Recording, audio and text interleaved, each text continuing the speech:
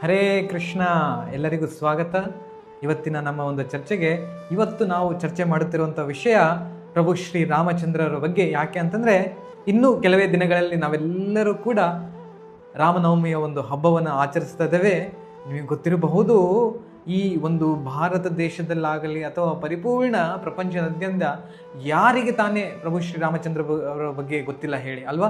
ಚಿಕ್ಕ ಮಕ್ಕಳಿಂದ ಹಿಡಿದು ಹಿರಿಯ ಅವರೆಲ್ಲರಿಗೂ ಕೂಡ ಪ್ರಭು ಶ್ರೀರಾಮಚಂದ್ರ ಮತ್ತು ಅವರ ಒಂದು ಲೀಲೆ ಎಲ್ಲರಿಗೂ ಕೂಡ ಗೊತ್ತಿರೋದು ಅನ್ನೋ ಮಾತು. ಸೊ ಆದ ಕಾರಣ ಇವತ್ತು ನಾವು ರಾಮಾಯಣದ ಒಂದು ಪ್ರಸಂಗವನ್ನು ತೆಗೆದುಕೊಂಡು ದೀರ್ಘವಾಗಿ ಅದರ ಒಂದು ಚರ್ಚೆಯನ್ನು ಮಾಡುವ ಒಂದು ಪ್ರಯತ್ನವನ್ನು ಮಾಡುವ ಅಂತ ನೋಡ್ಬೋದು. ರಾಮಾಯಣದಲ್ಲಿ ಒಟ್ಟು 7 ಪ್ರಸಂಗಗಳಿದೆ ಅಥವಾ 7 ಖಂಡಗಳಿದೆ ಅಂತ ಹೇಳ್ಬೋದು. ಯಾವುದೆಲ್ಲ ಶುರುವಾಗೋದು, ಮೊದಲನೆಯದು ಬಾಲ್ಯಖಂಡ, ಎಲ್ಲಿ ಪ್ರಭು ಶ್ರೀರಾಮಚಂದ್ರರವರ ಒಂದು ಜನನ ಮತ್ತು ಯಾವ ರೀತಿಯಾಗಿ ವಿಶ್ವಾಮಿತ್ರರು ದಶರಥ ಮಹಾರಾಜರ ಒಂದು ಅರಮನೆಗೆ ಬಂದು ರಾಮನನ್ನ ಆ ಒಂದು ಅರಣ್ಯಕ್ಕೆ ಕರೆದುಕೊಂಡು ಹೋಗಿ ಅಲ್ಲಿ ಒಂದು ತಾಟಕಳ ಒಂದು ಹತ್ಯೆಯನ್ನು ಮಾಡುವುದಾಗಲಿ ಅಥವಾ ಅಹಲ್ಯಾಳ ಒಂದು ವಿಮೋಚನೆಯಾಗಲಿ ಮತ್ತು ಸೀತೆಯ ಜೊತೆ ಮದುವೆಯಾಗಲಿ, ಆ ಒಂದು ವಿಷಯದ ಒಂದು ಚರ್ಚೆ ಇದೆ. ಎರಡನೆಯ ಒಂದು ಖಂಡ ಬಂದುಬಿಟ್ಟು ಅಯೋಧ್ಯಾಕಾಂಡ, ಯಾವ ರೀತಿಯಾಗಿ ಅಯೋಧನ ಒಂದು ಪಟ್ಟಾಭಿಷೇಕದ ಒಂದು ತಯಾರಿಕೆ ಮತ್ತು ಮಂಥರಳ ಒಂದು ದುಸ್ಸಹವಾಸದಿಂದ ಕೈಕೆಯ ಒಂದು ಮನಸ್ಥಿತಿ ಬದಲಾವಣೆ ಆಗುವುದು ಮತ್ತು ಯಾವ ರೀತಿಯಾಗಿ ಅಯೋಧ್ಯವನ್ನು ಬಿಟ್ಟು ಪ್ರಭು ಶ್ರೀರಾಮಚಂದ್ರ ಸೀತಾ ಮತ್ತು ಲಕ್ಷ್ಮಣರ ಜೊತೆ ಕಾಡಿಗೆ ಹೋಗುವಂಥ ಒಂದು ವಿಷಯ ಚರ್ಚೆಯಾಗುತ್ತೆ. ಮೂರನೆಯದ್ದು ಅರಣ್ಯಕಾಂಡ. ಅರಣ್ಯಕಾಂಡದಲ್ಲಿ ನಾವು ನೋಡ್ತೇವೆ ಯಾವ ರೀತಿಯಾಗಿ ಪ್ರಭು ಶ್ರೀರಾಮಚಂದ್ರ ಸೀತೆ ಮತ್ತು ಲಕ್ಷ್ಮಣರ ಜೊತೆ ಎಷ್ಟೋ ಒಂದು ಋಷಿಮುನಿಗಳ ಒಂದು ಆಶ್ರಮವನ್ನು ಭೇಟಿ ಮಾಡಿ ಈ ಒಂದು ಭಾರತ ದೇಶದ ಒಂದು ದಕ್ಷಿಣಕ್ಕೆ ಬರುವ ಒಂದು ವಿಭಾಗ ಅಲ್ಲಿ ನಮಗೆ ನೋಡೋದಕ್ಕೆ ಸಿಗುತ್ತೆ. ಅದರಲ್ಲೂ ಮುಖ್ಯವಾಗಿ ಯಾವ ರೀತಿಯಾಗಿ ಈ ಶೂರ್ಪಣಖ ರಾಮನನ್ನು ಒಲಿಸಿ ಬಂದು ಅವಳ ಒಂದು ಮೂಗು ಮತ್ತು ಕಿವಿಯನ್ನು ಕತ್ತರಿಸಿ ಹಿಂತಿರುಗಿಸಿ ಕಳಿಸಲಾಗುತ್ತೆ. ಅದನ್ನು ತಿಳಿದ ರಾವಣ ಏನು ಮಾಡ್ತಾನೆ, ಬಂದು ಸೀತೆಯನ್ನು ಅಪಹರಿಸಿಕೊಳ್ಳುವ ಒಂದು ಪ್ರಸಂಗವನ್ನು ನೋಡೋದಕ್ಕೂ ನಮಗೆ ಸಿಗುತ್ತೆ.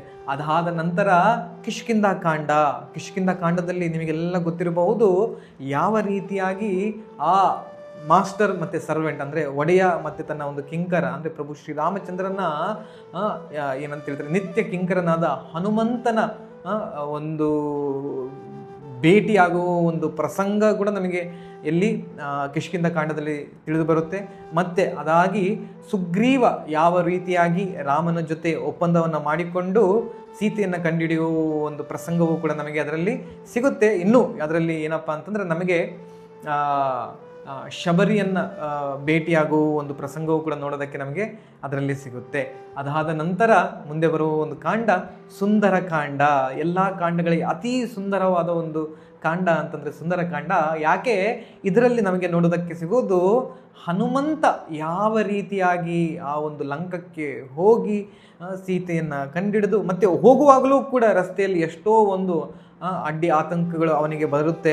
ಅದೆಲ್ಲವನ್ನು ದಾಟಿಕೊಂಡು ಹೋಗಿ ಪರಿಪೂರ್ಣ ಲಂಕೆಯನ್ನು ಎಷ್ಟೋ ಕಷ್ಟಪಟ್ಟು ಹುಡುಕ್ತಾ ಅಂತ್ಯದಲ್ಲಿ ಆ ಒಂದು ಅಶೋಕ ವಾಟಿಕೆಯಲ್ಲಿ ಸೀತೆಯನ್ನು ಕಂಡಾಗ ಅವನಿಗಾಗುವ ಒಂದು ಆನಂದ ಮತ್ತು ಪ್ರಭು ಶ್ರೀರಾಮಚಂದ್ರರ ಒಂದು ಆದೇಶವನ್ನು ಸೀತೆಗೆ ಕೊಟ್ಟು ಅವಳಿಗೆ ಆ ಒಂದು ಧೈರ್ಯವನ್ನು ತುಂಬಿ ಮತ್ತೆ ರಾಮನನ್ನು ಕರ್ಕೊಂಡು ಬರ್ತೇನೆ ಅಂತ ಹೇಳಿ ಯಾವ ರೀತಿಯಾಗಿ ಹನುಮಂತ ತನ್ನ ನಿತ್ಯ ಕಿಂಕರತೆಯನ್ನು ಅಥವಾ ಅವನ ಒಂದು ಸೇವೆಯನ್ನು ಇಡೀ ಲಂಕವನ್ನು ದಹನ ಮಾಡಿ ಹಿಂತಿರುಗುತ್ತಾನೆ. ಬಂದಾಗ ಕಿಷ್ಕಿಂಧದಲ್ಲಿ ಪ್ರಭು ಶ್ರೀರಾಮಚಂದ್ರ ಆ ಒಂದು ಹನುಮಂತನನ್ನು ಅಪ್ಪಿಕೊಳ್ಳುವ ಒಂದು ಸಂದರ್ಭವೂ ಕೂಡ ನಮಗೆ ನೋಡೋದಕ್ಕೆ ಸಿಗುತ್ತೆ ಸುಂದರಕಾಂಡದಲ್ಲಿ. ಮತ್ತು ಅದಾದ ನಂತರ ಯುದ್ಧಕಾಂಡದಲ್ಲಿ ನಾವು ನೋಡ್ಬೋದು ಯಾವ ರೀತಿಯಾಗಿ ವಾನರ ಸೇನೆ ಎಲ್ಲರೂ ಕೂಡ ಆ ಒಂದು ದಕ್ಷಿಣಕ್ಕೆ ಬಂದು ಅಲ್ಲಿ ಆ ಒಂದು ಸೇತುವೆಯನ್ನು ಕಟ್ಟಬೇಕಾದ್ರೆ ಅಳಿಲಿನ ಒಂದು ಲೀಲೆ ನಮಗೆ ಕೇಳೋದಕ್ಕೆ ಸಿಗುತ್ತೆ. ಮತ್ತು ಯಾವ ರೀತಿಯಾಗಿ ಪ್ರತಿಯೊಂದು ಕಲ್ಲಿನ ಮೇಲೆ ಪ್ರಭು ಶ್ರೀರಾಮಚಂದ್ರ ಒಂದು ಹೆಸರನ್ನು ಬರೆದು ಆ ಒಂದು ಕಲ್ಲುಗಳು ಆ ಒಂದು ನೀರಲ್ಲಿ ತೇಲುವ ಒಂದು ವಿಷಯ ಕೂಡ ನಮಗೆ ಸಿಗುತ್ತೆ. ಅದಾದ ನಂತರ ರಾಮ ಆ ಒಂದು ಲಂಕಕ್ಕೆ ಹೋಗಿ ಅಲ್ಲಿ ಆ ಒಂದು ಇದರಲ್ಲಿ ಯಾವ ರೀತಿಯಾಗಿ ಪ್ರಭು ಶ್ರೀರಾಮಚಂದ್ರ ಆ ಒಂದು ರಾವಣನನ್ನು ಕೊಂದು ಮತ್ತೆ ಅಲ್ಲಿ ಕೂಡ ಇನ್ನೂ ಹಲವಾರು ಲೀಲೆಗಳ ಒಂದು ಪ್ರಸಂಗ ನಮಗೆ ಸಿಕ್ಕುತ್ತೆ. ಸೊ ಇದು ನಮಗೆ ಎಲ್ಲಿ ಸಿಗುತ್ತೆ, ಕೇಳೋದಕ್ಕೆ ಸಿಗುತ್ತೆ ಯುದ್ಧಕಾಂಡದಲ್ಲಿ. ಅದಾದ ನಂತರ ಇರುವ ಒಂದು ಖಂಡ ಅಂತಂದರೆ ಉತ್ತರಖಂಡ. ಪ್ರಭು ಶ್ರೀರಾಮಚಂದ್ರ ಸೀತೆಯ ಜೊತೆ ಮತ್ತು ಎಲ್ಲ ಒಂದು ವಾನರ ಜೊತೆ ಅಯೋಧ್ಯಕ್ಕೆ ಹಿಂತಿರುಗಿ ಅಲ್ಲಿ ನಮಗೆ ಹಲವಾರು ವಿಷಯಗಳನ್ನು ನೋಡೋದಕ್ಕೆ ಸಿಗುತ್ತೆ. ರಾಮನ ಒಂದು ಪಟ್ಟಾಭಿಷೇಕ ಆಗುವುದು, ಮತ್ತೆ ಏನೋ ಯಾರೋ ಒಬ್ಬ ಏನಂತ ಹೇಳ್ತಾರೆ, ಅಯೋಧ್ಯದಲ್ಲಿರುವ ಒಂದು ವ್ಯಕ್ತಿ ಆಡುವ ಒಂದು ಮಾತಿಗೆ ಸೀತೆಯನ್ನು ವಾಲ್ಮೀಕಿ ಆಶ್ರಮಕ್ಕೆ ಬಿಟ್ಟು ಬರುವ ಒಂದು ಸಂದರ್ಭ, ಲಕ್ಷ್ಮಣನ ಒಂದು ದುಃಖ ಅದರಲ್ಲಿ ಆಗುವಂಥದ್ದು, ಅದಾದ ನಂತರ ಲವಕುಶರ ಒಂದು ಜನನ, ಅದಾದ ನಂತರ ಯಾವ ರೀತಿಯಾಗಿ ಲವಕುಶರು ಆ ಒಂದು ಅಶ್ವಮೇಧದ ಒಂದು ಏನಂತ ಹೇಳ್ತಾರೆ ಕುದುರೆಯನ್ನು ಅವರು ಹಿಡಿದುಕೊಂಡು ಏನಂತ ಹೇಳ್ತಾರೆ ರಾಮನ ಜೊತೆ ಯುದ್ಧ ಮಾಡುವ ಒಂದು ಪ್ರಸಂಗ, ಅದಾದ ನಂತರ ಯಾವ ರೀತಿಯಾಗಿ ಸೀತೆ ಮತ್ತೆ ಈ ಒಂದು ಭೂಮಿಯ ಒಳಗಡೆ ತನ್ನ ಲೀಲೆಗಳನ್ನು ಅಂತ್ಯ ಮಾಡಿ ಪ್ರಭು ಶ್ರೀರಾಮಚಂದ್ರ ಇನ್ನೂ ಬರುವ ವರ್ಷಗಳು ಈ ಒಂದು ಜಗತ್ತಿನಲ್ಲಿ ಆಳ್ವಿಕೆ ಮಾಡುವ ಒಂದು ವಿಷಯವನ್ನು ಕೂಡ ನಮಗೆ ಕೇಳಬಹುದು. ಸೊ ಇದು ಸಂಪೂರ್ಣ ರಾಮಾಯಣ. ಪ್ರತಿಯೊಬ್ಬರಿಗೂ ಕೂಡ ಇದರಲ್ಲಿ ಎಷ್ಟೋ ಒಂದು ಪ್ರಸಂಗಗಳು ತುಂಬ ಮನಸ್ಸಿಗೆ ಹಿಡಿಸುವಂಥ ಒಂದು ಪ್ರಸಂಗಗಳಿದೆ. ಅದರಲ್ಲೂ ಕೂಡ ನಾವು ನೋಡಬಹುದು ರಾಮ ಪ್ರಭು ಶ್ರೀ ರಾಮಚಂದ್ರರವರ ಒಂದು ಏನಂತ ಹೇಳ್ತಾರೆ, ಅವರು ಒಂದು ಕೊಟ್ಟಿರುವ ಒಂದು ಆದೇಶ ಮಾರ್ಗಸೂಚಿ, ಯಾವ ರೀತಿಯಾಗಿ ಒಬ್ಬ ಯೋಧ, ಒಬ್ಬ ವ್ಯಕ್ತಿ ತನ್ನ ಒಂದು ವ್ಯವಹಾರ ಚಟುವಟಿಕೆ ಸಂಬಂಧಗಳನ್ನು ಈ ಒಂದು ಜಗತ್ತಿನಲ್ಲಿರುವ ಬೇರೆಯವರ ಜೊತೆ ಯಾವ ರೀತಿಯಾಗಿ ಇಟ್ಕೊಳ್ಬೇಕು, ಯಾವ ರೀತಿಯಾಗಿ ನಮ್ಮ ಜೀವನದಲ್ಲಿ ಬರುವ ಒಂದು ದುಃಖಗಳ ಒಂದು ಏನಂತ ಹೇಳ್ತಾರೆ ಅಡಚಣೆಗಳಿಗೆ ಯಾವ ರೀತಿಯಾಗಿ ಪ್ರತಿಸ್ಪಂದಿಸಬೇಕು ಅನ್ನೋ ಒಂದು ವಿಷಯಗಳನ್ನು ಪ್ರಭು ಶ್ರೀರಾಮಚಂದ್ರರಿಂದ ನಾವು ಕಲಿತುಕೊಳ್ಳುವ ಒಂದು ಹಲವಾರು ವಿಷಯಗಳಿದೆ ನಮ್ಮ ಮಾತು. ಸೊ ಇವತ್ತು ನಾವು ಏನು ಮಾಡುವ ಅಂತಂದರೆ, ಮುಖ್ಯವಾಗಿ ಅಯೋಧ್ಯವನ್ನು ಬಿಟ್ಟು ಹೋಗುವ ಒಂದು ಸಂದರ್ಭದಲ್ಲಿ ಪ್ರಭು ಶ್ರೀರಾಮಚಂದ್ರರು ಯಾವ ರೀತಿಯಾಗಿ ಹಲವಾರು ಭಕ್ತಾದಿಗಳ ಜೊತೆ ವ್ಯವಹಾರ ಮಾಡ್ತಾರೆ, ಯಾವ ರೀತಿಯಾಗಿ ಅವರು ಮಾತಾಡ್ತಾರೆ ನೋಡಿ. ಇನ್ನೇನು ನಾಳೆ ಪಟ್ಟಾಭಿಷೇಕ ಆಗಬೇಕು ಅಂತ ಪರಿಪೂರ್ಣವಾಗಿ ನಿಶ್ಚಯವಾಗಿಬಿಟ್ಟಿರುತ್ತೆ ಇಲ್ಲಿ ಅಯೋಧ್ಯದಲ್ಲಿ. ಸೊ ನಿಶ್ಚಯವಾಗಿರಬೇಕಾದಾಗ ಎಲ್ಲ ಕಡೆ ಎಷ್ಟೋ ಒಂದು ಸಂಭ್ರಮ ಸಡಗರ, ಎಲ್ಲರೂ ಕೂಡ ಖುಷಿಯಾಗಿರ್ತಾರೆ, ಇನ್ನೇನು ನಾಳೆ ಪಟ್ಟಾಭಿಷೇಕ ಅಂತ. ಆದರೆ ಆ ಒಂದು ಮಂತಾರಳು ಒಂದು ಸಹವಾಸದಿಂದ ಕೈಕೆಯ ಒಂದು ಮನಸ್ಥಿತಿ ಕೆಟ್ಟು ಹೋಗುತ್ತೆ, ದುಸ್ಸಹವಾಸದಿಂದ ದುಸ್ಸಂಗದಿಂದ. ಸೊ ಕೆಟ್ಟು ಹೋದಾಗ ದಶರಥನನ್ನ ಅವಳು ಆ 2 ಪ್ರಮಾಣಗಳು ಏನು ಕೊಟ್ಟಿರ್ತಾರೆ ಹಿಂದಕ್ಕೆ, ಅದನ್ನು ಅವರು ಮರಳಿ ಕೇಳಿ ಅಯೋಧ್ಯದಿಂದ ರಾಮನನ್ನ ಕಳಿಸಲಾಗುತ್ತೆ ನಮ್ಮದು. ಸೊ ಈ ಒಂದು ಪ್ರಸಂಗ ಬಂದ್ಬಿಟ್ಟು ಎಷ್ಟೋ ಒಂದು ಭಕ್ತಾದಿಗಳ ಆಚಾರ್ಯರ ಒಂದು ಮನಸ್ಸನ್ನು ಏನಂತ ತಿಳಿಸಿದೆ, ಆ ಒಂದು ಭಕ್ತಿ ಪರವಶವನ್ನಾಗಿ ಮಾಡುವ ಒಂದು ಲೀಲೆ ಅಂತ ಕೂಡ ಹೇಳಲಾಗುತ್ತೆ. ಸೊ ಅದರ ಕುರಿತು ಇವತ್ತು ನಾವು ಚರ್ಚೆ ಮಾಡುವ ಅಂತ. ಸೊ ಚರ್ಚೆ ಮಾಡೋದಕ್ಕಿಂತ ಮುಂಚಿತವಾಗಿ ಪ್ರಭು ಶ್ರೀರಾಮಚಂದ್ರರ ಬಗ್ಗೆ ಒಂದು ಶ್ಲೋಕವನ್ನು ಉಚ್ಚಾರಣೆ ಮಾಡಿಬಿಟ್ಟು ಮಂಗಳಾಚರಣೆ ಮಾಡಿಬಿಟ್ಟು ಮುಂದೆ ಹೋಗುವ ಅಂತ. ಬನ್ನಿ ಶ್ಲೋಕವನ್ನು ಉಚ್ಚಾರಣೆ ಮಾಡೋಣ ಅಂತ. ಶ್ರೀರಾಘವಂ ದಶರಥ ಆತ್ಮಜ ಅಪ್ರಮೇಯಂ ಸೀತಾಪತಿಂ ರಘುಕುಲಾನ್ವಯರತ್ನದೀಪಂ ಆಜಾನುಬಾಹು ಅರವಿಂದದಲಾಯತಾಕ್ಷಂ ರಾಮಂ ನಿಶಾಚರ ವಿನಾಶಕರಂ ನಮಾಮಿ. ನೋಡಿ ಈ ಶ್ಲೋಕ ಎಷ್ಟು ಸೊಗಸಾಗಿದೆ ಅಂತಂದರೆ, ಹೇಳಲಾಗಿದೆ ಶ್ರೀರಾಘವಂ. ನಾವು ನೋಡ್ಬೋದು ಪ್ರಭು ಶ್ರೀರಾಮಚಂದ್ರ ಬಂದಿರೋದು ಯಾವ ಒಂದು ವಂಶದಲ್ಲಿ, ರಘುವಂಶದಲ್ಲಿ, ಅಥವಾ ನಾವು ಸೂರ್ಯ ವಂಶ ಅಂತ ಹೇಳ್ಬೋದು. ಕೃಷ್ಣ ಬಂದ್ಬಿಟ್ಟಿದ್ದು ಚಂದ್ರವಂಶದಲ್ಲಿ, ಮತ್ತು ಪ್ರಭು ಶ್ರೀರಾಮಚಂದ್ರ ಅವರು ಬಂದಿರೋದು ಸೂರ್ಯ ವಂಶದಲ್ಲಿ.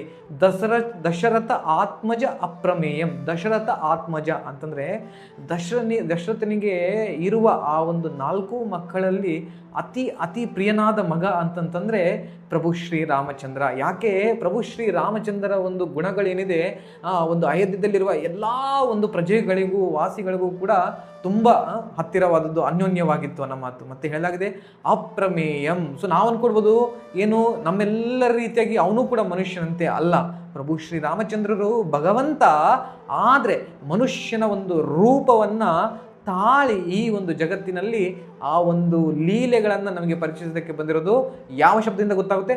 ಅಪ್ರಮೇಯಂ. ಅಪ್ರಮೇಯ ಅಂತಂತಂದರೆ ಯಾವ ಒಂದು ಅಳತೆ ಮಾಪದಿಂದ ಅಳೆಯೋದಕ್ಕೆ ಸಾಧ್ಯನೇ ಇಲ್ಲ. ಆಲೋಚನೆ ಮಾಡಿ, ಸಮುದ್ರ ಎಷ್ಟು ದೊಡ್ಡದಿದೆ, ಎಷ್ಟು ಉದ್ದ ಇದೆ ಅಂತಂತಂದರೆ ಅದನ್ನು ನಾವು ಸ್ಕೇಲಿಂದ ಅದರಿಂದ ಅಳೆಯೋದಕ್ಕೆ ಸಾಧ್ಯನೇ ಇಲ್ಲ ನಮ್ಮ ಮಾತು. ಅದೇ ರೀತಿಯಾಗಿ ಭಗವಂತ ಪ್ರಭು ಶ್ರೀರಾಮಚಂದ್ರರ ಗುಣಗಾನವನ್ನಾಗಲಿ ಅಥವಾ ಅವರ ಒಂದು ಲೀಲೆಗಳ ಒಂದು ಏನಂತ ಹೇಳ್ತಾರೆ, ಅಳತೆ ಆಗಲಿ ಅದನ್ನು ನಾವಿಗೆ ತಿಳಿದುಕೊಳ್ಳೋದಕ್ಕೆ ಸಾಧ್ಯನೇ ಆಗುವುದಿಲ್ಲ. ನಮ್ಮ ಮಾತು ಅಪ್ರಮೇಯ. ಅಪ್ರಮೇಯ ಅಂತಂದರೆ ನಮ್ಮ ಮಿತಿ, ಮನಸ್ಸಿಗೆ ಬುದ್ಧಿಗೆ ನಿಲುಕದಷ್ಟೂ ಎತ್ತರವಾಗಿರೋ ಒಂದು ಏನು ಸ್ಥಾನ ಅಥವಾ ಗುಣಗಾನ ಯಾರದ್ದು?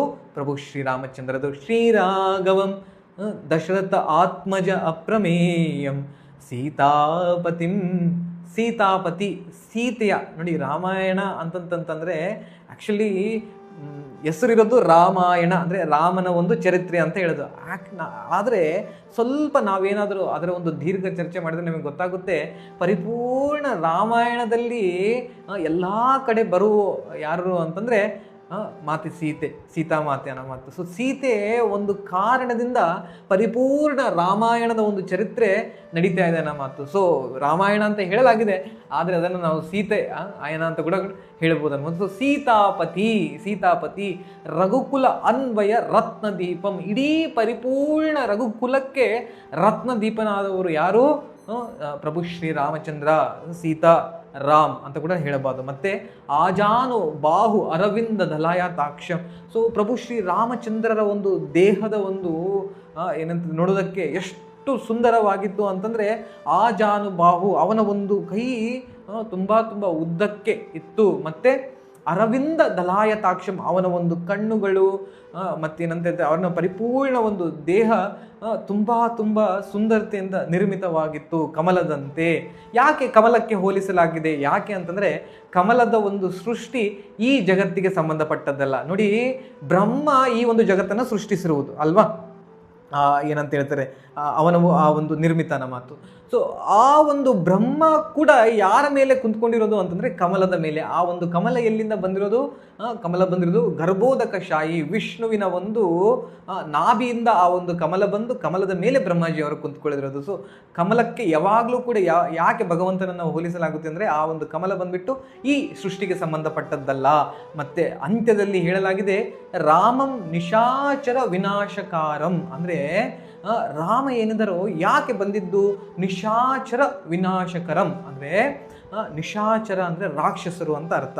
ಇನ್ನೊಂದು ಅರ್ಥ ನಿಶಾಚರ ಅಂತಂದರೆ ಯಾರು ರಾತ್ರಿ ಹೊತ್ತು ಎದ್ದಿರ್ತಾರೋ ಹಗಲತ್ತು ಮಲ್ಕೊಂಡಿರ್ತಾರೋ ಅವರನ್ನು ನಾವು ನಿಶಾಚರರು ಅಂತ ಕೂಡ ಕರಿತೇವೆ ಅನ್ನೋ ಮಾತು. ಸೊ ಇದರಿಂದ ನಮಗೂ ತಿಳಿಯೋದಕ್ಕೆ ಗೊತ್ತಾಗುತ್ತೆ ಏನು ಅಂತಂತಂದರೆ ನಮ್ಮಲ್ಲಿ ಆ ಒಂದು ದೈವಿ ಗುಣಗಳು ಬರಬೇಕು ಅಂತಂತಂದರೆ ಮುಖ್ಯವಾಗಿ ಏನಪ್ಪ, ರಾತ್ರಿ ಹೊತ್ತು ಮಲ್ಕೊಂಡಿರಬೇಕು, ಹಗಲೊತ್ತು ಎದ್ದಿರಬೇಕು. ಆದರೆ ಈಗಿನ ಒಂದು ಕಲಿಯುಗದ ಒಂದು ಪ್ರಭಾವದಿಂದ ನೋಡ್ಬೋದು, ಜನರು ರಾತ್ರಿಯ ಹೊತ್ತು ಎದ್ದಿರ್ತಾರೆ, ಹಗಲೊತ್ತು ಮಲ್ಕೊಳ್ತಾರೆ. ಆದರೆ ಅದು ಅಲ್ಲ, ರಾಕ್ಷಸರ ಒಂದು ಸ್ವಭಾವ ಅನ್ನೋದು. ಸೊ ನಿಶಾಚರ ವಿನಾಶಕರಂ. ಆ ಒಂದು ಏನಂತ ಹೇಳ್ತಾರೆ ಅಂಧಕಾರ ತಮಸ್ಸು ನಮ್ಮ ಹೃದಯದಲ್ಲಿಯೂ ಕೂಡ ತುಂಬಿದೆ. ಅಂದರೆ ಅದನ್ನು ತೆಗೆಯುವ ಒಂದು ಶಕ್ತಿ ಯಾರಲ್ಲಿದೆ? ಪ್ರಭು ಶ್ರೀರಾಮಚಂದ್ರದಿದೆ. ನಮಾಮಿ. ಸೊ ಅವರಿಗೆ ನನ್ನ ಒಂದು ಪ್ರಣಾಮಗಳನ್ನು ಅರ್ಪಿಸುತ್ತೇನೆ ಅಂತ ಈ ಒಂದು ಶ್ಲೋಕ ಹೇಳಲಾಗುತ್ತೆ ನಮ್ಮ ಮಾತು. ಇನ್ನೂ ಒಂದು ಶ್ಲೋಕ ನನಗೆ ನೆನಪಿಗೆ ಬರುತ್ತೆ. ಸೊ ಯಾವಾಗಲೂ ಕೂಡ ನಾನು ಕೂಡ ನಮ್ಮ ಒಂದು ದೇವಸ್ಥಾನದಲ್ಲಿ ಭಗವಂತ ಪ್ರಭು ಶ್ರೀರಾಮಚಂದ್ರ, ಸೀತೆ, ಲಕ್ಷ್ಮಣ, ಹನುಮಂತನನ್ನು ನೋಡಿದಾಗ ಆ ಒಂದು ಹನುಮಂತ ಆ ರೀತಿಯಾದ ಒಂದು ಏನಂತ ಹೇಳ್ತಾರೆ ದಾಸ್ಯನ ಒಂದು ಯಾವಾಗಲೂ ಸೇವೆ ಮಾಡುವ ಒಂದು ಸ್ಥಾನದಲ್ಲಿ ಕುಳಿತಿರುವುದನ್ನು ನೋಡಿದಾಗ ಹನುಮಂತನ ಇನ್ನೂ ಒಂದು ಶ್ಲೋಕ ಕೂಡ ನನಗೆ ನೆನಪಿಗೆ ಬರುತ್ತೆ. ಹೇಳಲಾಗುತ್ತೆ ಈ ಶ್ಲೋಕದಲ್ಲಿ, ಶ್ರೀನಾಥೆ ಜಾನಕೀನಾಥೆ ಚ ಅಭೇದ ಪರಮಾತ್ಮನಿ ತಥಾಪಿ ಮಮ ಸರ್ವಸ್ವ ರಾಮ ಕಮಲಲೋಚನ. ಈ ಶ್ಲೋಕದಲ್ಲಿ ನೋಡಿ ಏನು ಹೇಳಲಾಗಿದೆ ಶ್ರೀನಾಥೆ ಜಾನಕೀನಾಥೆ. ಶ್ರೀನಾಥ ಯಾರು? ವಿಷ್ಣು ನಾರಾಯಣ.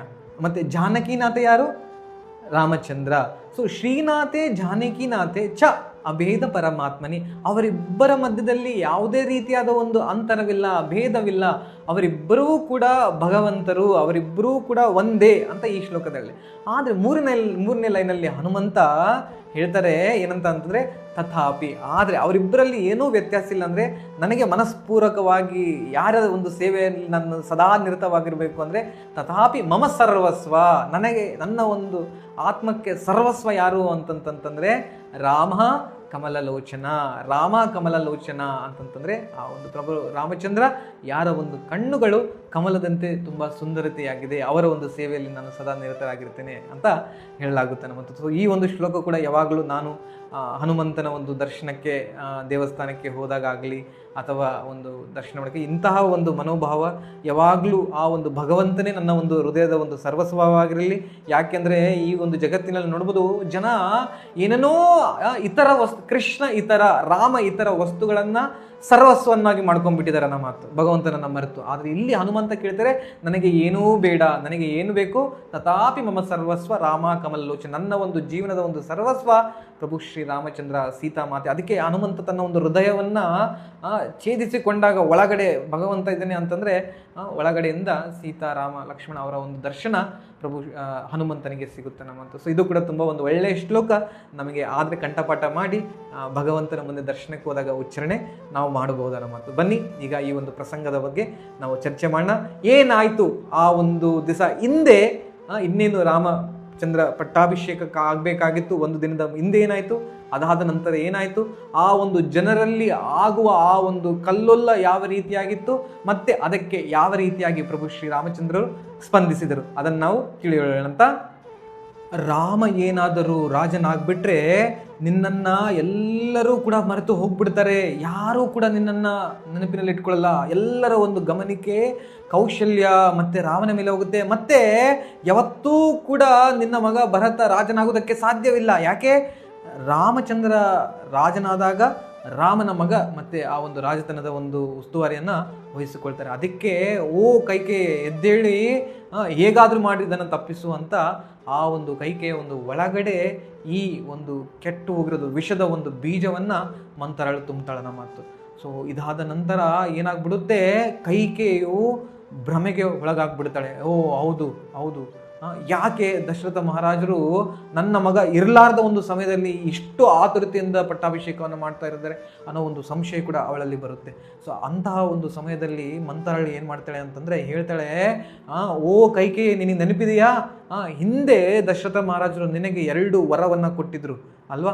ಆ ಒಂದು ವರವನ್ನು ಇವತ್ತು ನೀನು ಕೇಳು ದಶರಥ ಮಹಾರಾಜರಿಂದ. ಏನು ಅಂತಂತಂದರೆ, ನಿನ್ನ ಮಗನಾದ ಭರತನನ್ನ ರಾಜನನ್ನಾಗಿ ಘೋಷಿಸಿ ನಾಳೆ ಅವನು ಪಟ್ಟಾಭಿಷೇಕ ಒಂದಾಗಬೇಕು. ಈಗ ಭರತನ ಒಂದು ಪಟ್ಟಾಭಿಷೇಕ ಆಗಬೇಕು ಅಂದರೆ ರಾಜ್ಯದಲ್ಲಿ ಯಾರೂ ಕೂಡ ಒಪ್ಪಲ್ಲ.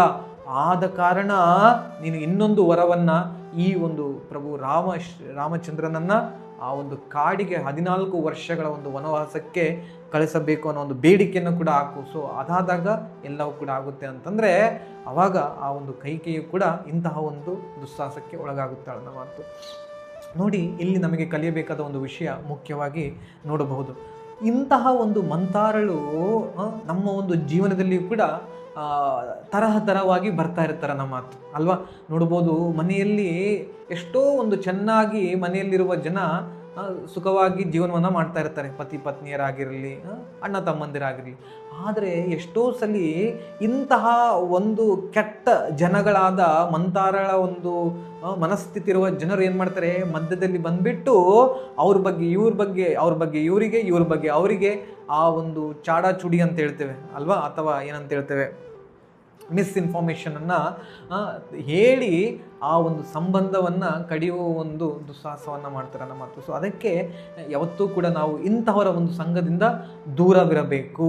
ಮತ್ತು ಅದಾದಲ್ಲಿ ನೋಡ್ಬೋದು, ಕಂಪನಿಗಳಲ್ಲಿ ಕೆಲವೊಂದ್ಸಲಿ ಜನರು ಆ ಒಂದು ಸ್ಥಾನಮಾನವನ್ನು ಕಿತ್ತಿಕೊಳ್ಳೋದಕ್ಕೆ ಅಂತ ಕೆಲವೊಂದ್ಸಲಿ ಟೀಮ್ ಮ್ಯಾನೇಜರ್ಸು ಮತ್ತು ಎಂಪ್ಲಾಯೀಸ್ ಮಧ್ಯದಲ್ಲಿ ಅವರಿಬ್ಬರ ಮಧ್ಯದಲ್ಲಿ ಆ ಒಂದು ಚಾಡಾಚುಡಿಯನ್ನು ಇಡೋದಾಗಲಿ, ಅಥವಾ ಏನಂತ ಹೇಳ್ತಾರೆ, ಕೆಲವೊಂದ್ಸಲಿ ಅಣ್ಣ ತಮ್ಮಂದಿರ ಒಂದು ಮಧ್ಯದಲ್ಲಿ 3ನೇವರು ಬರೋದಾಗಲಿ, ಈ ಥರದ ಒಂದು ಜನರಿಂದ ನಾವು ಇರಬೇಕಾಗುತ್ತೆ. ಚಾಣಕ್ಯ ಪಂಡಿತರು ಹೇಳ್ತಾರೆ, ಚಾಣಕ್ಯ ನೀತಿಯಲ್ಲಿ ಏನಂತ, ತ್ಯಜ ದುರ್ಜನ ಸಂಸರ್ಗಂ ಭಜ ಸಾಧು ಸಮಾಗಮಂ ಕುರು ಪುಣ್ಯಂ ಅಹೋರಾತ್ರಂ ಸ್ಮರ ನಿತ್ಯ ಅನಿತ್ಯತಾಂ ಹೇಳಲಾಗಿದೆ. ಏನಂತಂದರೆ, ತ್ಯಜ ದುರ್ಜನ ಸಂಸರ್ಗಂ, ಇಂತಹ ಒಂದು ಗೂನಿ ಬೆನ್ನಿನವರನ್ನ ನಾವು ದೂರ ಇಡಬೇಕಾಗುತ್ತೆ ನಮ್ಮಿಂದ. ಹಂಚ್ ಬ್ಯಾಕ್ಡ್ ಲೇಡಿ ಈ ಒಂದು ಮಂತಾಳೆ. ಸೊ ಇಂತಹ ತ್ಯಜ ದುರ್ಜನ ಸಂಸರ್ಗಂ, ಇಂತಹ ಒಂದು ಸಂಘದಿಂದ ನಾವು ದೂರ ಇರಬೇಕು. ಭಜ ಸಾಧು ಸಮಾಗಮಂ, ನಾವೇನು ಮಾಡಬೇಕು, ಸಾಧು ಸಮಾಜದ ಒಂದು ಸೇವೆಯಲ್ಲಿ ಅವರಿಂದ ಆದೇಶವನ್ನು ನಾವು ಕೇಳಬೇಕು. ನಮ್ಮ ಒಂದು ಜೀವನ ದಿಕ್ಸೂಚಿಯನ್ನು ಅವರ ಒಂದು ಆದೇಶದ ಮೇಲೆ ತೆಗೆದುಕೊಂಡು ಹೋಗಬೇಕು ಅನ್ನೋ ಮಾತು. ಆದರೆ ನಾವೇನು ಮಾಡಿದ್ದೇವೆ ಈಗಿನ ಕಾಲದಲ್ಲಿ, ಸಾಧು ಸಂಘವನ್ನು ದೂರ ಇಟ್ಟು ಇಂತಹ ಒಂದು ಜನರನ್ನು ತುಂಬ ಹತ್ತಿರ ಕೊಂಡ್ಕೊಂಡ್ಬಂದಿದ್ದೇವೆ ಅನ್ನೋ ಮಾತು. ಮಾತು. ಸೊ ಅವಾಗಲೇ ಏನಾಗುತ್ತೆ, ಇಂತಹ ಒಂದು ಜನರ ಒಂದು ಸಂಘದಿಂದ ನಮ್ಮ ಒಂದು ಜೀವನದಲ್ಲಿ ಕೂಡ ಅಲ್ಲೋಲ ಕೊಲ್ಲೋಲ್ಲ ಸುನಾಮಿ ಬಂದ್ಬಿಡುತ್ತೆ ನಮ್ಮ ಮಾತು, ಇಡೀ ಸಂಬಂಧಗಳೇ ಕೆಟ್ಟೋಗ್ಬಿಡುತ್ತೆ. ಅದಕ್ಕೆ ಇವತ್ತು ಏನಾಗಿದೆ, ನಾವು ನೋಡ್ಬೋದು ಡೈವರ್ಸ್ ರೇಟ್ಸ್ ಇನ್ಕ್ರೀಸ್ ಆಗಿದೆ, ಹೊಡ್ಕೊಳ್ಳೋದು ಬಡ್ಕೊಳ್ಳೋದು ಜಾಸ್ತಿ ಆಗಿದೆ, ಮಕ್ಕಳ ಮತ್ತು ತಂದೆ ತಾಯಿಯರ ಒಂದು ಸಂಬಂಧ ದೂರವಾಗ್ಬಿಟ್ಟಿದೆ. ಯಾಕೆ ಅಂತಂತಂದರೆ ಈ ಒಂದು ಕಾರಣದಿಂದ ಅನ್ನೋ ಮಾತು ಅಲ್ವಾ. ಸೊ ಅದಕ್ಕೆ ಈ ಒಂದು ಮಂತ್ರಾಲಯದಿಂದ ನಾವು ಈ ಒಂದು ವಿಷಯವನ್ನು ತಿಳಿಯಬಹುದು. ಇಂತಹ ಒಂದು ಸಹವಾಸದಿಂದ ನಾವು ನೋಡಬಹುದು ಆ ಒಂದು ಕೈಕೆಯ ಒಂದು ಹೃದಯ ಎಷ್ಟು ಮೃದುವಾಗಿತ್ತು, ಆದರೆ ಈಗ ಆ ಒಂದು ಕೆಟ್ಟ ಸಂಘದಿಂದ ಏನಾಗ್ಬಿಟ್ಟಿದೆ, ಅವಳ ಒಂದು ಹೃದಯ ಕಲ್ಲಿನಂತೆ ಆಗ್ಬಿಟ್ಟಿದೆ. ಅವಳು ಯಾವುದನ್ನು ಕೂಡ ಆಲೋಚನೆ ಮಾಡಲಿಲ್ಲ. ಯಾವ ರೀತಿಯಾಗಿ ಪ್ರಭು ಶ್ರೀ ರಾಮಚಂದ್ರ ಇಷ್ಟು ದಿನಗಳ ಕಾಲ ಅರಮನೆಯಲ್ಲಿರುವವರು ಯಾವ ರೀತಿಯಾಗಿ ಆ ಒಂದು ಕಾಡಿನಲ್ಲಿ ಇನ್ನು ಮುಂದೆ ಬರುವ ಒಂದು ದಿನಗಳಲ್ಲಿರ್ತಾರೆ ಅದರ ಒಂದು ಆಲೋಚನೆ ಅವಳು ಮಾಡಲಿಲ್ಲ.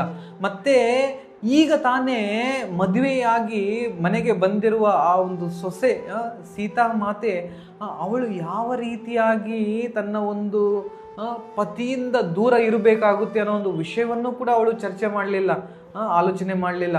ಮತ್ತೆ ಇಡೀ ಆ ಒಂದು ಅಯೋಧ್ಯ ವಾಸಿಗಳ ಒಂದು ಜೀವನ ಯಾವ ರೀತಿಯಾಗಿ ಅಸ್ತವ್ಯಸ್ತವಾಗುತ್ತೆ ರಾಮಚಂದ್ರನಿಲ್ಲದೆ ಅನ್ನೋ ಒಂದು ಆಲೋಚನೆ ಕೂಡ ಇವಳು ಮಾಡಲಿಲ್ಲ.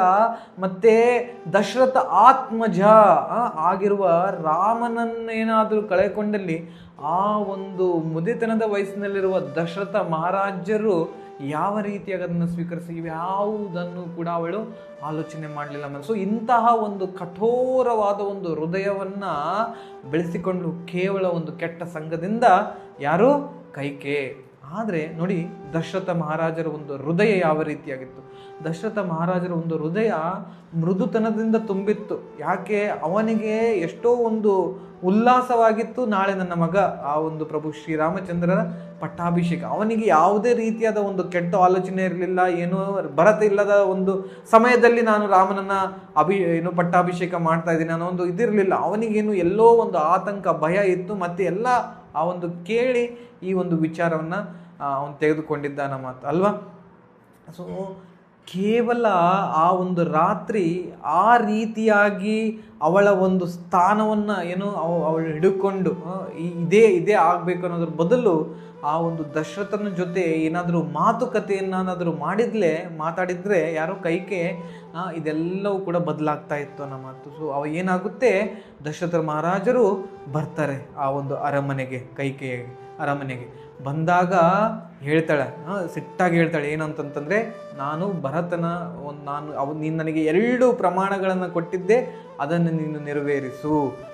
ಏನು ಅದು ಅಂತಂತಂದರೆ, ಭರತನನ್ನು ನೀನು ರಾಜನನ್ನಾಗಿ ಮಾಡಿ ರಾಮನನ್ನು ನೀನು ಕಾಡಿಗೆ 14 ವರ್ಷಗಳ ಒಂದು ವನವಾಸಕ್ಕೆ ಕಳಿಸ್ಬೇಕು ಅಂತ. ಈ ಒಂದು ವಿಷಯವನ್ನು ಕೇಳಿ ದಶರಥ ಮಹಾರಾಜನ ಅಂದ್ಕೊಳ್ತಾರೆ, ಇದೇನು ಕನಸ ಅಥವಾ ನಿಜವಾಗ್ಲೂ ಆಗ್ತಾ ಇರೋದು ಅಂತ.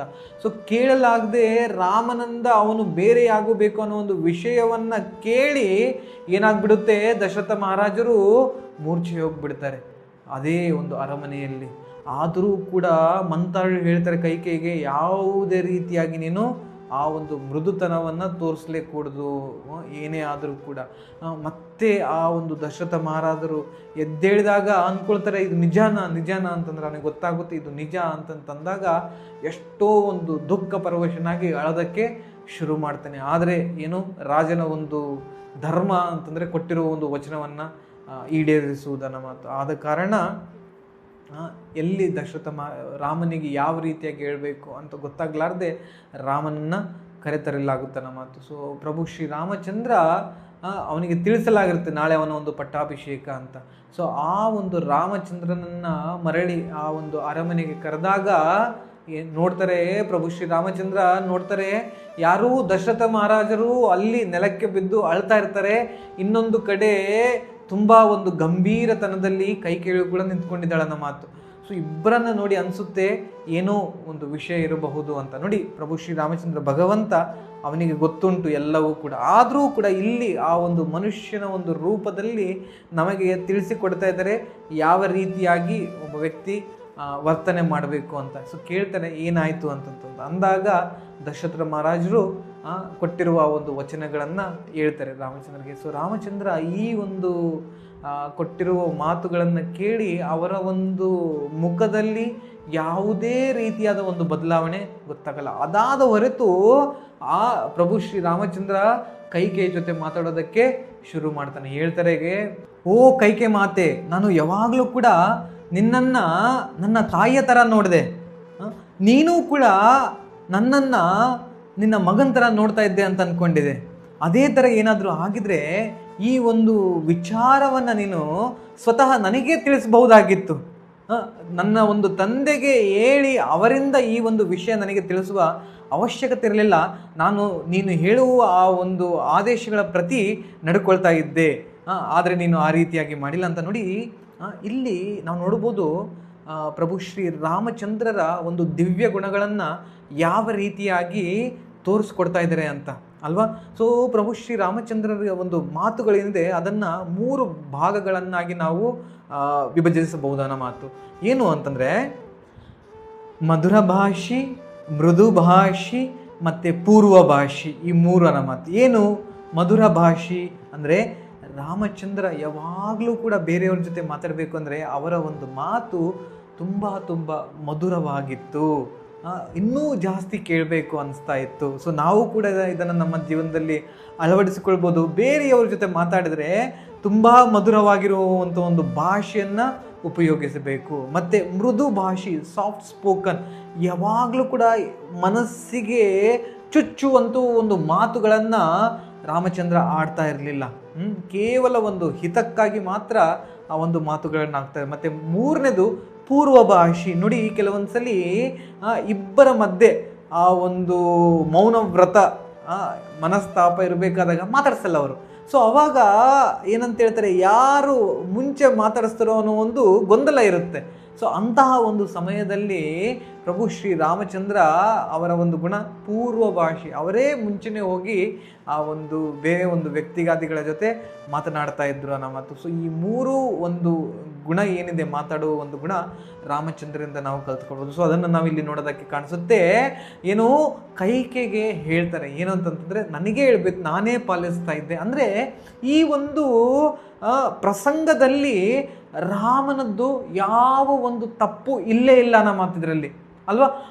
ಪ್ರಭು ರಾಮಚಂದ್ರರ ಯಾವುದೇ ತಪ್ಪು ಇಲ್ಲ ಅಂತ ಅಂದರೂ ಕೂಡ ಅದನ್ನು ಸ್ವೀಕರಿಸುವ ಒಂದು ಮಹತ್ತರವಾದ ಒಂದು ಗುಣವನ್ನು ಇಲ್ಲಿ ಪ್ರಭು ಶ್ರೀರಾಮಚಂದ್ರ ತೋರಿಸ್ತಿದ್ದಾರೆ. ಅಂದರೆ ಇದರಿಂದ ನಾವು ತಿಳಿಯಬೇಕಾಗಿರುವ ಒಂದು ವಿಷಯ ಏನು ಅಂತಂದರೆ, ನೋಡಿ, ನಮ್ಮ ಒಂದು ಜೀವನದಲ್ಲಿಯೂ ಕೂಡ ಯಾವಾಗ ಯಾವ ರೀತಿಯಾದ ಒಂದು ಗೊಂದಲಗಳು ಬರುತ್ತೆ ಅಂತ ತಿಳ್ಕೊಳ್ಳೋದು ತುಂಬ ತುಂಬ ಕಷ್ಟ ಅನ್ನೋ ಮಾತು. ನಾವು ನೋಡ್ಬೋದು, ಏನಾಯಿತು ಅಂತಂದರೆ, ನನ್ನ ಒಬ್ಬ ಸ್ನೇಹಿತ ಇದ್ದ. ಸೊ ಭಕ್ತಿಯನ್ನು ಮಾಡ್ತಾ ಇದ್ದ ನಮ್ಮ ಒಬ್ಬ ಸ್ಟೂಡೆಂಟ್ ಬಂದುಬಿಟ್ಟು. ಏನಾಯಿತು ಅಂತಂದರೆ, 1 ವರ್ಷಗಳ ಕಾಲ ನನ್ನ ಹತ್ರ ಯಾವುದೇ ರೀತಿಯಾದ ಕಾಲ್ ಇರಲಿಲ್ಲ ಅಥವಾ ವಾಟ್ಸಪ್ ಮೆಸೇಜ್ ಏನೂ ಮಾಡ್ತಾ ಇರಲಿಲ್ಲ. ನಾನು ಅಂದ್ಕೊಂಡೆ ಏನಾಯಿತು ಇವನಿಗೆ, ಯಾಕೆ ಏನು ಕಾಲ್ ಮಾಡ್ತಾ ಇಲ್ಲ, ಮೆಸೇಜ್ ಮಾಡ್ತಾ ಇಲ್ಲ ಅಂತ. ಒಂದು ದಿವಸ ಕಾಲ್ ಮಾಡಿದೆ. ಕಾಲ್ ಮಾಡಿದಾಗ ನನಗೆ ಗೊತ್ತಾಯಿತು, ಹೇಳ್ತೇನೆ ಏನಾಯಿತು ಅಂತಂದರೆ, ಅವನು ಏಕಚಕ್ರ ಧಾಮಲ್ಲಿ ಒಂದು ಪರಿಕ್ರಮ ಮಾಡ್ತಾ ಇರಬೇಕಾದ್ರೆ ಮನೆಯಿಂದ ಕರೆ ಬರುತ್ತೆ. ಏನು ಕರೆ ಅಂತಂತಂದರೆ, ಮನೆಯಿಂದ ಹೇಳ್ತಾರೆ ತುಂಬ ಅರ್ಜೆಂಟು, ಮನೆಗೆ ಬಂದಮೇಲೆ ಹೇಳ್ತೀವಿ ಅಂತ. ಅವನ ಮನೆಗೆ ಹೋದರೆ ಗೊತ್ತಾಗುತ್ತೆ ಅವನಿಗೆ ತನ್ನ ಆ ಒಂದು ತಂದೆಗೆ 4th ಸ್ಟೇಜ್ ಕ್ಯಾನ್ಸರ್ ಬಂದಿದೆ ಅಂತ. ಎಷ್ಟು ಆಘಾತ ಆಗಲ್ಲ. ಆಮೇಲೆ ನೋಡ್ತಾರೆ, ತಂದೆ ಯಾವುದೇ ರೀತಿಯಾದ ಒಂದು ಕೆಟ್ಟ ಹವ್ಯಾಸಗಳು ಇಲ್ಲ, ಮತ್ತು ಏನಪ್ಪ ಅಂತಂದರೆ ಒಳ್ಳೆಯ ಒಂದು ಪದಾರ್ಥಗಳನ್ನು ತಿಂದು ದೊಡ್ಡವರಾಗಿರೋದು. ಆದರೆ ಅಕಸ್ಮಾತಾಗಿ ಈ ಒಂದು ಸುದ್ದಿ ಬಂದಾಗ ಅದನ್ನು ಸ್ವೀಕರಿಸೋದಕ್ಕೆ ತುಂಬಾ ಕಷ್ಟ ಆಗುತ್ತೆ ಅಲ್ವಾ. ಕೆಲವೊಂದ್ಸಲ ನಾವು ಅಂದ್ಕೊಳ್ಳೋ, ನಾನು ಮಾಡಿರೋ ಒಂದು ಕೆಲಸಕ್ಕೆ ಎಲ್ಲರೂ ನನಗೆ ಶಭಾಷ್ ಅಂತ ಹೇಳಬೇಕು. ಆದರೆ ಏನಾಗುತ್ತೆ, ಕೆಲವೊಂದ್ಸಲಿ ಆ ಒಂದು ಸಿಚುವೇಶನ್ ಪರಿಪೂರ್ಣವಾಗಿ ಮಾರ್ಪಾಡಾಗ್ಬಿಟ್ಟು ಕ್ಲ್ಯಾಪ್ ಹೊಡೋದ್ರ ಬದಲು ಏನು ಮಾಡೋದಾಗುತ್ತೆ, ಜನರು ತಮ್ಮ ಒಂದು ಮಾತುಗಳಿಂದ ಒಂದು ಕೆನ್ನೆಗೆ ಬಡ್ದ ಥರ ಮಾತಾಡ್ತಾರೆ ಅನ್ನೋ ಮಾತು. ಯಾಕೆ ಅಂತಂತಂದ್ರೆ, ಅಂಥ ಒಂದು ವಿಷಯಗಳು ಈ ಒಂದು ಪ್ರಕೃತಿಯಲ್ಲಿ, ಸಮಾಜದಲ್ಲಿ ನಾವು ನೋಡಬಹುದನ್ನ ಮಾತು. ಸೊ ಅಂತಹ ಒಂದು ಸಮಯದಲ್ಲಿ ನಮ್ಮ ಒಂದು ವರ್ತನೆ ಯಾವ ರೀತಿಯಾಗಿರಬೇಕು ಅದನ್ನು ನಾವು ಇಲ್ಲಿ ರಾಮಚಂದ್ರರಿಂದ ಕಲಿಯೋದಕ್ಕೆ ಸಿಗುತ್ತೆ ಅಲ್ವಾ. ಸೊ ರಾಮಚಂದ್ರಿಗೆ ಗೊತ್ತಾಗುತ್ತೆ ಈ ಈ ತಾವು ಆ ಒಂದು ವನವಾಸಕ್ಕೆ ಹೋಗಬೇಕು ಅಂತ. ಸೊ ಈಗ ಇದು ಕೈಕೇಯಿಯ ಜೊತೆ ಆದ ಒಂದು ಸಂಭಾಷಣೆ. ಈಗ ದಶರಥ್ ಮಹಾರಾಜರ ಜೊತೆ ರಾಮಚಂದ್ರ ಯಾವ ರೀತಿಯಾಗಿ ವರ್ತಿಸ್ತಾರೆ ನೋಡಿ. ನಾವು ನೋಡ್ಬೋದು, ರಾಮ ದಶರಥನ ಜೊತೆ ಆ ಒಂದು ಮನೆಯನ್ನು ಬಿಟ್ಟು ಹೋಗುವ ಒಂದು ಸಂದರ್ಭದಲ್ಲಿ ಯಾವ ರೀತಿಯಾಗಿ ಆ ಒಂದು ಮಾತುಕತೆಯನ್ನು ಮಾಡಿದ್ರು ಅಂತ ನೋಡಿ. ರಾಮನನ್ನು ಆ ಒಂದು ಅರಣ್ಯಕ್ಕೆ ಕಳಿಸ್ಬೇಕು ಅಂತ ಒಪ್ಕೊಂಡಿರೋದೇ ಯಾರು? ದಶರಥ ಮಹಾರಾಜರು. ಆದರೆ ಪ್ರಭು ಶ್ರೀ ರಾಮಚಂದ್ರ ಅದನ್ನು ಯಾವುದೇ ರೀತಿಯಾಗಿ ವ್ಯಕ್ತಪಡಿಸಲ್ಲ. ಯಾರಿಗೆ? ದಶರಥ ಮಹಾರಾಜರಿಗೆ. ರಾಮ ಯಾವತ್ತೂ ಕೂಡ ನಿನ್ನಿಂದಲೇ ನಾನು ಗಾಡಿಗೆ ಹೋಗಬೇಕಾಯ್ತು ಅನ್ನೋ ಒಂದು ಏನಂತ ಹೇಳ್ತಾರೆ ಭಾವವನ್ನು ಕೂಡ ದಶರಥ ಮಹಾರಾಜರಿಗೆ ವ್ಯಕ್ತಪಡಿಸೋದಿಲ್ಲ ಅನ್ನೋ ಮಾತು ಹೇಳಲಾಗುತ್ತೆ. ದಶರಥ ಮಹಾರಾಜರು ರಾಮ ಇನ್ನೇನು ಹೋಗ್ಬೇಕು ಅರಣ್ಯಕ್ಕೆ ಅಂದರೆ ಎಷ್ಟೋ ಒಂದು ನೋವಿನಿಂದ ಅಳ್ತಾ ಅಳ್ತಾ ಅಳ್ತಾ ಇರ್ತಾರೆ. ಮಾತಾಡೋಕ್ಕೂ ಕೂಡ ಆಗ್ತಾ ಇರಲಿಲ್ಲ ದಶರಥನಲ್ಲಿ. ರಾಮ ರಾಮ ರಾಮ ಹೋಗ್ಬೇಡ ಹೋಗ್ಬೇಡ ಅಂತ ಗೋಳಾಡ್ತಾ ಇದ್ರು ಅನ್ನೋ ಮಾತು. ಆದರೆ ರಾಮನಿಗೆ ಗೊತ್ತು ಏನು, ತಾನೇನಾದರೂ ವಿಳಂಬ ಮಾಡಿ ಹೋದಲ್ಲಿ ಕೈಕೆಯ ಒಂದು ಹೃದಯದಲ್ಲಿ ಕೋಪ ಮತ್ತು ಅವಳ ಒಂದು ನೋವಿನಿಂದ ದಶರಥ ಮಹಾರಾಜರು ಇನ್ನೂ ಜಾಸ್ತಿ ನೋವಿಗೆ ಒಳಗಾಗಬೇಕು ಅನ್ನೋ ಒಂದು ಕಾರಣದಿಂದ ಎಷ್ಟೇ ಬೇಡಿಕೊಂಡ್ರು ದಶರಥ ಮಹಾರಾಜರು ರಾಮ ಒಂದು ಕ್ಷಣವೂ ಕೂಡ ನಿಲ್ಲಿಸಲ್ಲ ನಮ್ಮ ಮಾತು. ಇನ್ನೇನು ಹೋಗಬೇಕು ಅನ್ನೋಕ್ಕಿಂತ ಮುಂಚೆ ರಾಮ ದಶರಥ ಮಹಾರಾಜರ ಒಂದು ಅಪ್ಪಣೆಯನ್ನು ಕೇಳೋದಕ್ಕೆ ಬಂದಾಗ ಹೇಳ್ತಾರೆ, ಓ ರಾಮ, ದಯವಿಟ್ಟು ಒಂದೇ ಒಂದು ದಿನ ನಿಂತ್ಕೋ, ನಿನಗೆ ಎಲ್ಲ ಒಂದು ಅರಮನೆಯ ಒಂದು ಸುಖವನ್ನು ನಾನು ಕೊಡ್ತೀನಿ, ದಯವಿಟ್ಟು ನಿಂತ್ಕೋ ಅಂತಂದರೆ ರಾಮ ಒಂದು ಕ್ಷಣ ಕೂಡ ಅಲ್ಲಿ ನಿಂತ್ಕೊಳ್ಳ. ಅದರ ಹೊರತು ಹೇಳ್ತಾರೆ, ಓ ತಂದೆ, ನಿಮ್ಮ ಈ ಒಂದು ಆದೇಶವನ್ನು ಪಾಲನೆ ಮಾಡುವ ಒಂದು ಜವಾಬ್ದಾರಿ, ಆ ಒಂದು ಏನಂತ ಹೇಳ್ತಾರೆ ಬೇಡಿಕೆ, ಇದು ನನ್ನ ನಿಜವಾದ ಆಸ್ತಿ ಅಂತ ನಾನು ಪರಿಗಣಿಸಿ ಅರಣ್ಯಕ್ಕೆ ಹೋಗ್ತೇನೆ ಹೊರತು ಯಾವುದೇ ರೀತಿಯಾದ ಒಂದು ದುಃಖ ಅಥವಾ ಒಂದು ಕೋಪ ನನ್ನ ಹೃದಯದಿಂದ ಇಟ್ಕೊಳ್ಳೋದಿಲ್ಲ. ಸೊ ದಯವಿಟ್ಟು ಆದ ಕಾರಣ ನಿಮ್ಮಯ ಒಂದು ಆಶೀರ್ವಾದ ನಮ್ಮ ಮೇಲೆ ಇರಲಿ ಅಂತ ರಾಮನ ಒಳಗಡೆಯೂ ಕೂಡ ಒಂದು ದುಃಖ ಆಗ್ತಾ ಇದ್ರೆ ಆ ಒಂದು ತಂದೆಯನ್ನು ಬಿಟ್ಟು ಹೋಗ್ಬೇಕಂದ್ರೆ ಅದನ್ನು ವ್ಯಕ್ತಪಡಿಸದೆ ರಾಮ ಆ ಒಂದು ಅರಣ್ಯಕ್ಕೆ ಹೋಗ್ತಾನೆ ನಮ್ಮ ಮಾತು ನೋಡಿ. ಇಲ್ಲಿಂದ ನಾವು ದಶರಥ ಮಹಾರಾಜರ ಜೊತೆ ಆ ಒಂದು ಸಂಭಾಷಣೆಯಿಂದ ಕಲ್ತ್ಕೊಳ್ಬೇಕಾಗಿರೋದು ಏನು ಅಂತಂದರೆ, ಕೆಲವೊಂದ್ಸಲಿ ನಮ್ಮ ಆ ಒಂದು ಏನಂತ ಹೇಳ್ತಾರೆ ನೋವು ಆದಾಗ ದುಃಖ ಬರುತ್ತೆ. ಆದರೆ ಇಲ್ಲಿ ರಾಮ ಅದನ್ನು ವ್ಯಕ್ತಪಡಿಸಲಿಲ್ಲ.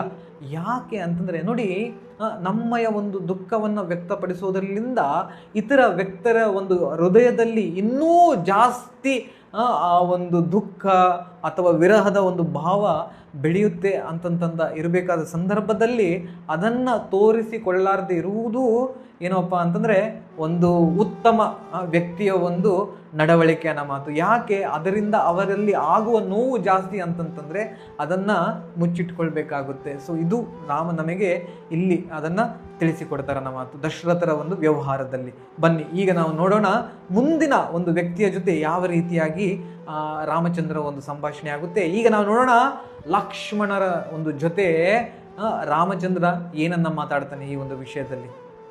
ಯಾವಾಗಲೂ ಅಣ್ಣನ ಒಂದು ಸೇವೆಯಲ್ಲಿ ನಿರತರಾಗಿರುವ ಲಕ್ಷ್ಮಣನಿಗೆ ಈ ಒಂದು ಸುದ್ದಿ ಗೊತ್ತಾಗಿ ಎಷ್ಟು ಕೋಪ ಬರುತ್ತೆ ಲಕ್ಷ್ಮಣನಲ್ಲಿ ಅಂತಂದರೆ, ಅವನು ಅಂದ್ಕೊಳ್ತಾನೆ, ಯಾರದು ನನ್ನ ಅಣ್ಣ ರಾಜನಾಗ್ತಿರ್ಬೇಕಾದಾಗ ಈ ಒಂದು ಅಯೋಧ್ಯಕ್ಕೆ ಅದನ್ನು ನಿಲ್ಲಿಸುವ ಒಂದು ಧೈರ್ಯವಾದರೂ ಯಾರಿಗಿದೆ ಅಂತ ಕೋಪ ಅವನ ಒಂದು ಕಣ್ಣು ಬೆಂಕಿಯ ಒಂದು ಕೆಂಡವಾಗಿ, ಬಾಯಿ ಮೂಗಲ್ಲಿ ಆ ಒಂದು ಬಿಸಿ ಗಾಳಿಯ ಒಂದು ಉಸಿರು ಆಡುತ್ತಾ ಇನ್ನೇನು ಹೋಗಿ ಅವನ ಒಂದು ಬಾಣಗಳಿಂದ ಆ ಒಂದು ಏನಂತ ಹೇಳ್ತಾರೆ ದಶರಥನ ಮೇಲೆ ಪ್ರಹರಿಸಬೇಕಂತಿರ್ಬೇಕಾದಾಗ ರಾಮ ಲಕ್ಷ್ಮಣನನ್ನು ಶಾಂತಗೊಳಿಸ್ತಾನೆ. ಹೇಳ್ತಾನೆ, ಆ್ಯಕ್ಚುಲಿ ಲಕ್ಷ್ಮಣ ಹೇಳ್ತಾನೆ, ಯಾರೇ ಓ ರಾಮ, ಅಣ್ಣ ನಿನ್ನಯ ಈ ಒಂದು ಪಟ್ಟಾಭಿಷೇಕದಲ್ಲಿ ಯಾರಾದರೂ ಅಡ್ಡಿ ಬಂದರೆ ಅವರು ನನ್ನ ಒಂದು ಬಾಣಗಳ ಒಂದು ಪ್ರಹಸವನ್ನು ಎದುರಿಸಬೇಕಾಗುತ್ತೆ.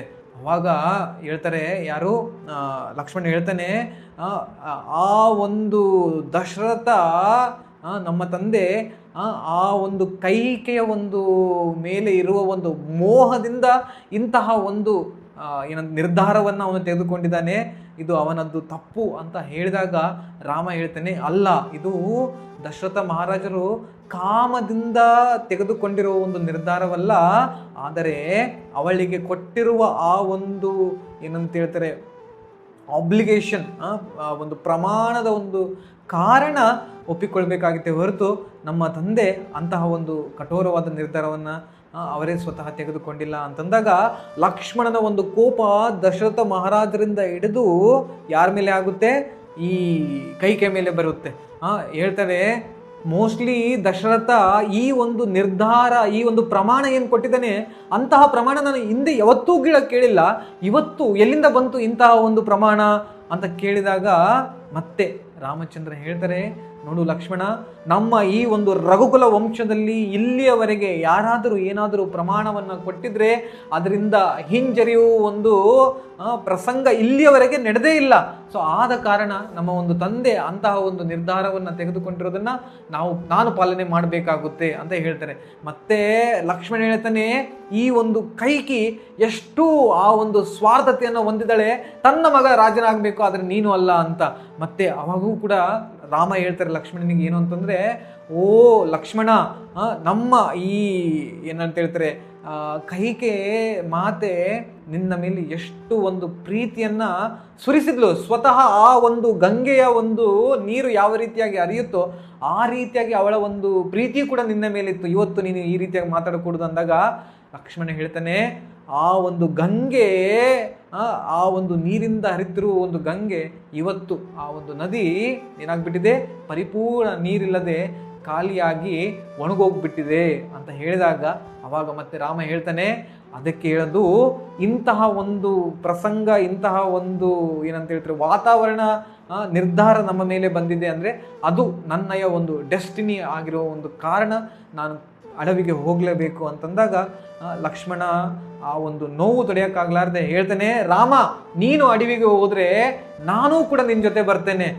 ನೀನು ಹಿಂದೆ ನಡೀತಿರ್ಬೇಕಾದ್ರೆ ನಾನು ಮುಂದೆ ಬರುವ ಎಲ್ಲ ಒಂದು ಮುಳ್ಳು ಕಲ್ಲು ಅದನ್ನೆಲ್ಲ ತೆಗೆದು ನಿನಗೆ ಆ ಒಂದು ಒಳ್ಳೆ ದಾರಿಯನ್ನು ಮಾಡಿಕೊಡ್ತೇನೆ. ನೀನು ರಾತ್ರಿ ಮಲ್ಕೊಳ್ಬೇಕಾದ್ರೆ ನಿನಗೆ ಹಾಸಿಗೆಯನ್ನು ಮಾಡಿಕೊಡ್ತೇನೆ. ಆದರೆ ನಾನು ಮಾತ್ರ ನೀನಿಲ್ಲದೆ ಇರೋಕ್ಕಾಗಲ್ಲ, ನಾನು ಕೂಡ ನಿನ್ನಿಂದ ಬರ್ತೇನೆ ಅಂತಂದಾಗ ರಾಮ ಆಲ್ರೆಡಿ ಲಕ್ಷ್ಮಣನಿಗೆ ಆ ಒಂದು ಕೃತ್ಯದಿಂದ ನಿಲ್ಲಿಸಿರುವ ಕಾರಣ ಮತ್ತೆ ಇದರಲ್ಲಿಯೂ ಕೂಡ ಬೇಡ ಅಂತ ಹೇಳಿದ್ರೆ ನೋವಾಗುತ್ತೆ ಅನ್ನೋ ಒಂದು ಕಾರಣ ರಾಮ ಒಪ್ಕೊಳ್ತಾರೆ ನಮ್ಮ ಮಾತು. ಏನು ಆಯ್ತು ಲಕ್ಷ್ಮಣ, ನೀನು ನನ್ನ ಜೊತೆ ಬರಬಹುದು ಅನ್ನೋ ಒಂದು ಕಾರಣನ ಮಾತು. ಸೊ ಇದಾದ ಮೇಲೆ ರಾಮ ಈ ಒಂದು ವಿಷಯವನ್ನು ತೆಗೆದುಕೊಂಡು ಹೋಗಿ ಕೌಶಲ್ಯಗೂ ಕೂಡ ತಿಳಿಸ್ಬೇಕಾಗುತ್ತೆ. ಸೊ ಈಗ ನಾವು ನೋಡಬೇಕು ರಾಮ ಲಕ್ಷ್ಮಣನ ಜೊತೆ ಯಾವ ರೀತಿಯಾಗಿ ವರ್ತಿಸಿದ, ಮತ್ತೆ ಈಗ ತನ್ನ ತಾಯಿಯಾದ ಕೌಶಲ್ಯನ ಜೊತೆ ಯಾವ ರೀತಿಯಾಗಿ ವರ್ತಿಸ್ತಾನೆ. ಕೌಶಲ್ಯಳಿಗೆ ಈ ಒಂದು ವಿಷಯ ತಿಳಿದಾಗ ಏನು, ಪ್ರಭು ಶ್ರೀ ರಾಮಚಂದ್ರ ಆ ಒಂದು ಕಾಡಿಗೆ ಹೋಗ್ತದೆ ಅಂದರೆ ಆ ಒಂದು ವಿಷಯವನ್ನ ರಾಮನಿಂದ ಕೇಳಿ ಕೌಶಲ್ಯ ಗೋಳೋ ಅಂತ ಅಳೋದಕ್ಕೆ ಶುರು ಮಾಡ್ತಾಳೆ. ಏನಂತ ಹೇಳ್ತಾಳೆ, ಆ ಒಂದು ಅಳುವಿಕೆಯಲ್ಲಿ ಹೇಳ್ತಾಳೆ, ರಾಮ ನಾನು ದಶರಥ ಮಹಾರಾಜರನ್ನ ಮದುವೆಯಾದಾಗ ಈ ಒಂದು ಸಾಮ್ರಾಜ್ಯಕ್ಕೆ ರಾಣಿ ಆಗಿರ್ಬೇಕಾದಾಗ ಒಂದು ಮಗುವಿಗೆ ಜನನವನ್ನು ಕೊಡಲಿಲ್ಲ. ಆ ಒಂದು ನೋವು ಎಷ್ಟೋ ಒಂದು ದಿನಗಳ ಕಾಲ, ತಿಂಗಳ ಕಾಲ ನನ್ನಲ್ಲಿ ಇತ್ತು. ನಿನ್ನಯ ಒಂದು ಜನನಾದಾಗ ನನಗೆ ಖುಷಿಯಾಯಿತು, ನನಗೆ ನಿನ್ನ ಅಂತ ಒಂದು ಮಗ ನನಗೆ ಹುಟ್ಟಿದ ಅಂತ. ಮತ್ತೆ ಇವತ್ತಿನ ದಿನದವರೆಗೆ ನಾನು ಕಾಯ್ತಾ ಇದ್ದೆ ನನ್ನ ಒಂದು ಮಗನ ಒಂದು ಪಟ್ಟಾಭಿಷೇಕವನ್ನು ನೋಡೋದಕ್ಕೆ ಅಂತ. ಇನ್ನೇನು ಕೆಲವೇ ಮುಹೂರ್ತಗಳು ದೂರ ಇರಬೇಕಾದಾಗ ಇವತ್ತು ನಾನು ನಿನ್ನ ಇಂತಹ ಒಂದು ವೇಷದಲ್ಲಿ ನೋಡುವ ಒಂದು ಅವಸರವನ್ನು ಯಾವತ್ತೂ ಕೂಡ ನಾನು ಕಾಣಲಿಲ್ಲ, ಕನಸು ಕಾಣಲಿಲ್ಲ ಅಂತ ಜೋರಾಗಿ ಅಳ್ತಾ ಇರಬೇಕಾದಾಗ ರಾಮ ಸಂತಾನ ಪಡಿಸಿದ್ರು ಕೂಡ ಹೇಳ್ತಾಳೆ, ರಾಮ ನೀನು ಕಾಡಿಗೆ ಹೋಗ್ತೇ ಅಂದರೆ ನಾನು ಈ ಒಂದು ರಾಜ್ಯದಲ್ಲಿ ಇರೋದಕ್ಕೆ ನನಗೆ ಸಾಧ್ಯನೇ ಇಲ್ಲ. ಯಾಕೆ ಅಂತಂತಂದರೆ ನಾಳೆ ಭರತನೇನಾದರೂ ರಾಜನಾದಲ್ಲಿ ನನಗೆ ಆಗುವ ಒಂದು ಅಪಮಾನ ನನಗೆ ನೀನಿಲ್ಲದೆ ಸಹಿಸ್ಕೊಳ್ಳೋದಕ್ಕೆ ಸಾಧ್ಯ ಇಲ್ಲ. ಆಗಿರುವ ಅಪಮಾನ ಅವಾಗಲೇ ಆಗಿರೋದು ಸಾಕು, ಇನ್ನು ಮುಂದೆ ಬೇಡ. ದಯವಿಟ್ಟು ನನ್ನನ್ನು ಕೂಡ ಕರೆದುಕೊಂಡು ಹೋಗು. ಯಾಕೆ ಇಲ್ಲಿದ್ದಾಗ ಏನಾದರೂ ಅಪಮಾನವಾದಾಗ ಈ ಒಂದು ಕೈಕೆಯ ಒಂದು ಸ್ವಾರ್ಥತೆಯಿಂದ ನನಗೆ ಏನು ಬೇಕಾದರೂ ಮಾತಾಡ್ಬೋದು. ಇವತ್ತು ದಶರಥ ಮಹಾರಾಜರು ಏನು ಮಾತಾಡಲಿಲ್ಲ, ಸುಮ್ಮನೆ ಇದ್ದಾರೆ, ನಿನ್ನನ್ನು ಬಿಟ್ಟು ಕೊಡ್ತಾ ಇದ್ದಾರೆ ಅಂತಂದರೆ ನಾಳೆ ನನಗೇನಾದರೂ ಆದಲ್ಲಿ ಕೂಡ ಇವರು ಸುಮ್ಮನೆ ಇರ್ತಾರೆ. ಇಂಥವ್ರ ಜೊತೆ ನಾನು ಇರೋದಕ್ಕೆ ಸಾಧ್ಯವಿಲ್ಲ ಅಂತಂದಾಗ ರಾಮ ಎಂತಹ ಒಂದು ಮಾತನ್ನು ಹೇಳ್ತಾನೆ. ರಾಮ ಹೇಳ್ತಾನೆ, ಓ ಕೌಶಲ್ಯ ಮಾತೆ, ದಯವಿಟ್ಟು ತಿಳಿದುಕೋ, ದಶರಥ ಮಹಾರಾಜರ ಒಂದು ನಿರ್ಣಯದಿಂದ ನಾನು ಈ ಒಂದು ಸಾಮ್ರಾಜ್ಯವನ್ನು ಬಿಟ್ಟು ಹೋಗ್ತಾ ಇಲ್ಲ. ಕೇವಲ ಅವರು ಆ ಒಂದು ಏನಂತ ಹೇಳ್ತಾರೆ ಕಂಡೀಷನ್ಸ್ಗೆ ಒಳಗಾಗಿರೋ ಒಂದು ಕಾರಣ ನಾನು ಹೋಗ್ತಾ ಇದ್ದೀನಿ. ಈ ಒಂದು ನಾನು ಕಾಡಿಗೆ ಹೋಗುತ್ತಿರುವ ವಿಷಯ ಆಲ್ರೆಡಿ ನಮ್ಮ ದಶರಥ ಮಹಾರಾಜರ ತಂದೆಯವರ ಒಂದು ಹೃದಯಕ್ಕೆ ಆಘಾತವನ್ನು ಒಳಗೂಡಿಸಿದೆ. ಇನ್ನೇನಾದರೂ ನೀನು ಕೂಡ ನನ್ನ ಜೊತೆ ಬರ್ತೀಯ ಕಾಡಿಗೆ ಅಂತಂದರೆ ಅವರು ಇರುವುದಕ್ಕೆ ಸಾಧ್ಯನೇ ಇಲ್ಲ. ನೀನು ನನಗೆ ತಾಯಿಯಕ್ಕಿಂತ ಮೊದಲಾಗಿ ದಶರಥ ಮಹಾರಾಜರಿಗೆ ಪತ್ನಿ. ನಿನ್ನಯ ಒಂದು ಕರ್ತವ್ಯ ಯಾವಾಗಲೂ ದಶರಥ ಮಹಾರಾಜರ ಒಂದು ಪಕ್ಕದಲ್ಲಿರುವುದು.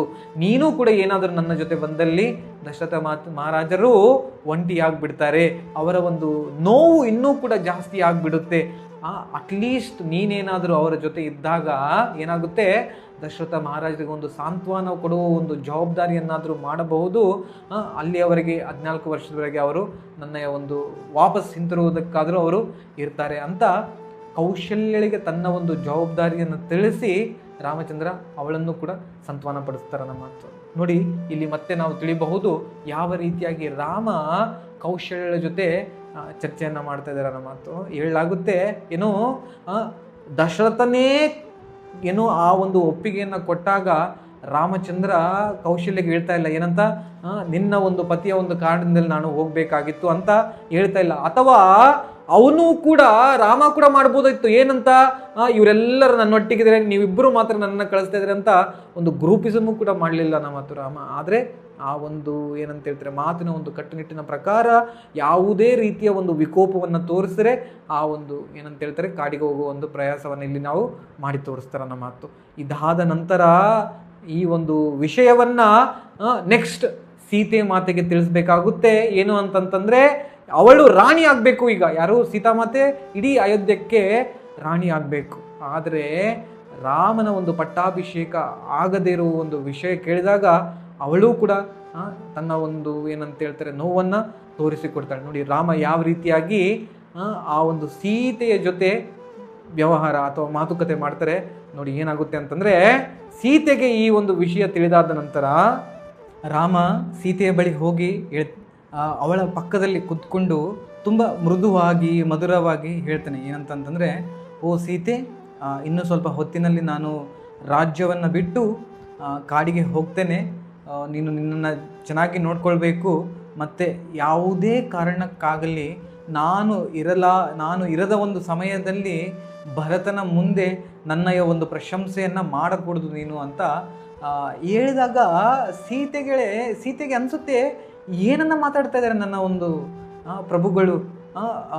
ಮೊದಲನೇದಾಗಿ ಏನು, ತನ್ನ ಒಂದು ಪತಿ ಪ್ರಭು ಶ್ರೀ ರಾಮಚಂದ್ರ ಕಾಡಿಗೆ ಹೋಗುತ್ತಿರುವ ಒಂದು ವಿಷಯ ಅವಳಿಗೆ ತುಂಬ ಒಂದು ಆಶ್ಚರ್ಯನ ಉಳಿಸಿದ್ರೆ, ಇನ್ನೂ ಒಂದು ಕಡೆ ಏನು, ಆ ಒಂದು ರಾಮಚಂದ್ರನನ್ನು ಬಿಟ್ಟು ಒಬ್ಬಳೇ ಆ ಒಂದು ಅರಮನೆಯಲ್ಲಿರುವ ಒಂದು ಮಾತು ಕೂಡ ಅವಳಿಗೆ ತುಂಬ ತುಂಬ ತುಂಬ ನೋವನ್ನುಂಟು ಮಾಡುತ್ತಾನ ಮಾತು. ಹೇಳ್ತಾಳೆ, ಓ ರಾಮಚಂದ್ರ, ನನ್ನನ್ನು ನಿನಗೆ ಮದುವೆಯಲ್ಲಿ ಅರ್ಪಿಸಿದಾಗ ನಾವು ಪ್ರಮಾಣವನ್ನು ತೆಗೆದುಕೊಂಡಿದ್ದು ಏನಂತ, ಜೀವನದ ಯಾವುದೇ ಒಂದು ಏನಂತ ಹೇಳ್ತಾರೆ ಖುಷಿ ಅಥವಾ ದುಃಖದ ಒಂದು ಸಮಯದಲ್ಲಿ ಯಾವಾಗಲೂ ಕೂಡ ಜೊತೆಗೆ ಇರ್ತೀವಂತ. ಆದರೆ ಇವತ್ತು ಯಾವ ರೀತಿಯಾದ ಒಂದು ಆಲೋಚನೆಯನ್ನು ನೀವು ಮಾಡಿದಿರಾ, ನನ್ನನ್ನು ಬಿಟ್ಟು ಆ ಒಂದು ಅರಣ್ಯಕ್ಕೆ ಹೋಗ್ತೀರಿ ಅಂತಂದಾಗ ರಾಮಚಂದ್ರ ಅವಳನ್ನು ಮತ್ತೆ ಏನು ಅಂತಂತಂದರೆ ನಿಧಾನಪಡಿಸೋಕ್ಕೆ ಪ್ರಯತ್ನಿಸ್ತಾರೆ ನಮ್ಮ ಮಾತು. ಆದರೂ ಕೂಡ ಒಪ್ಪೋದೇ ಇಲ್ಲ.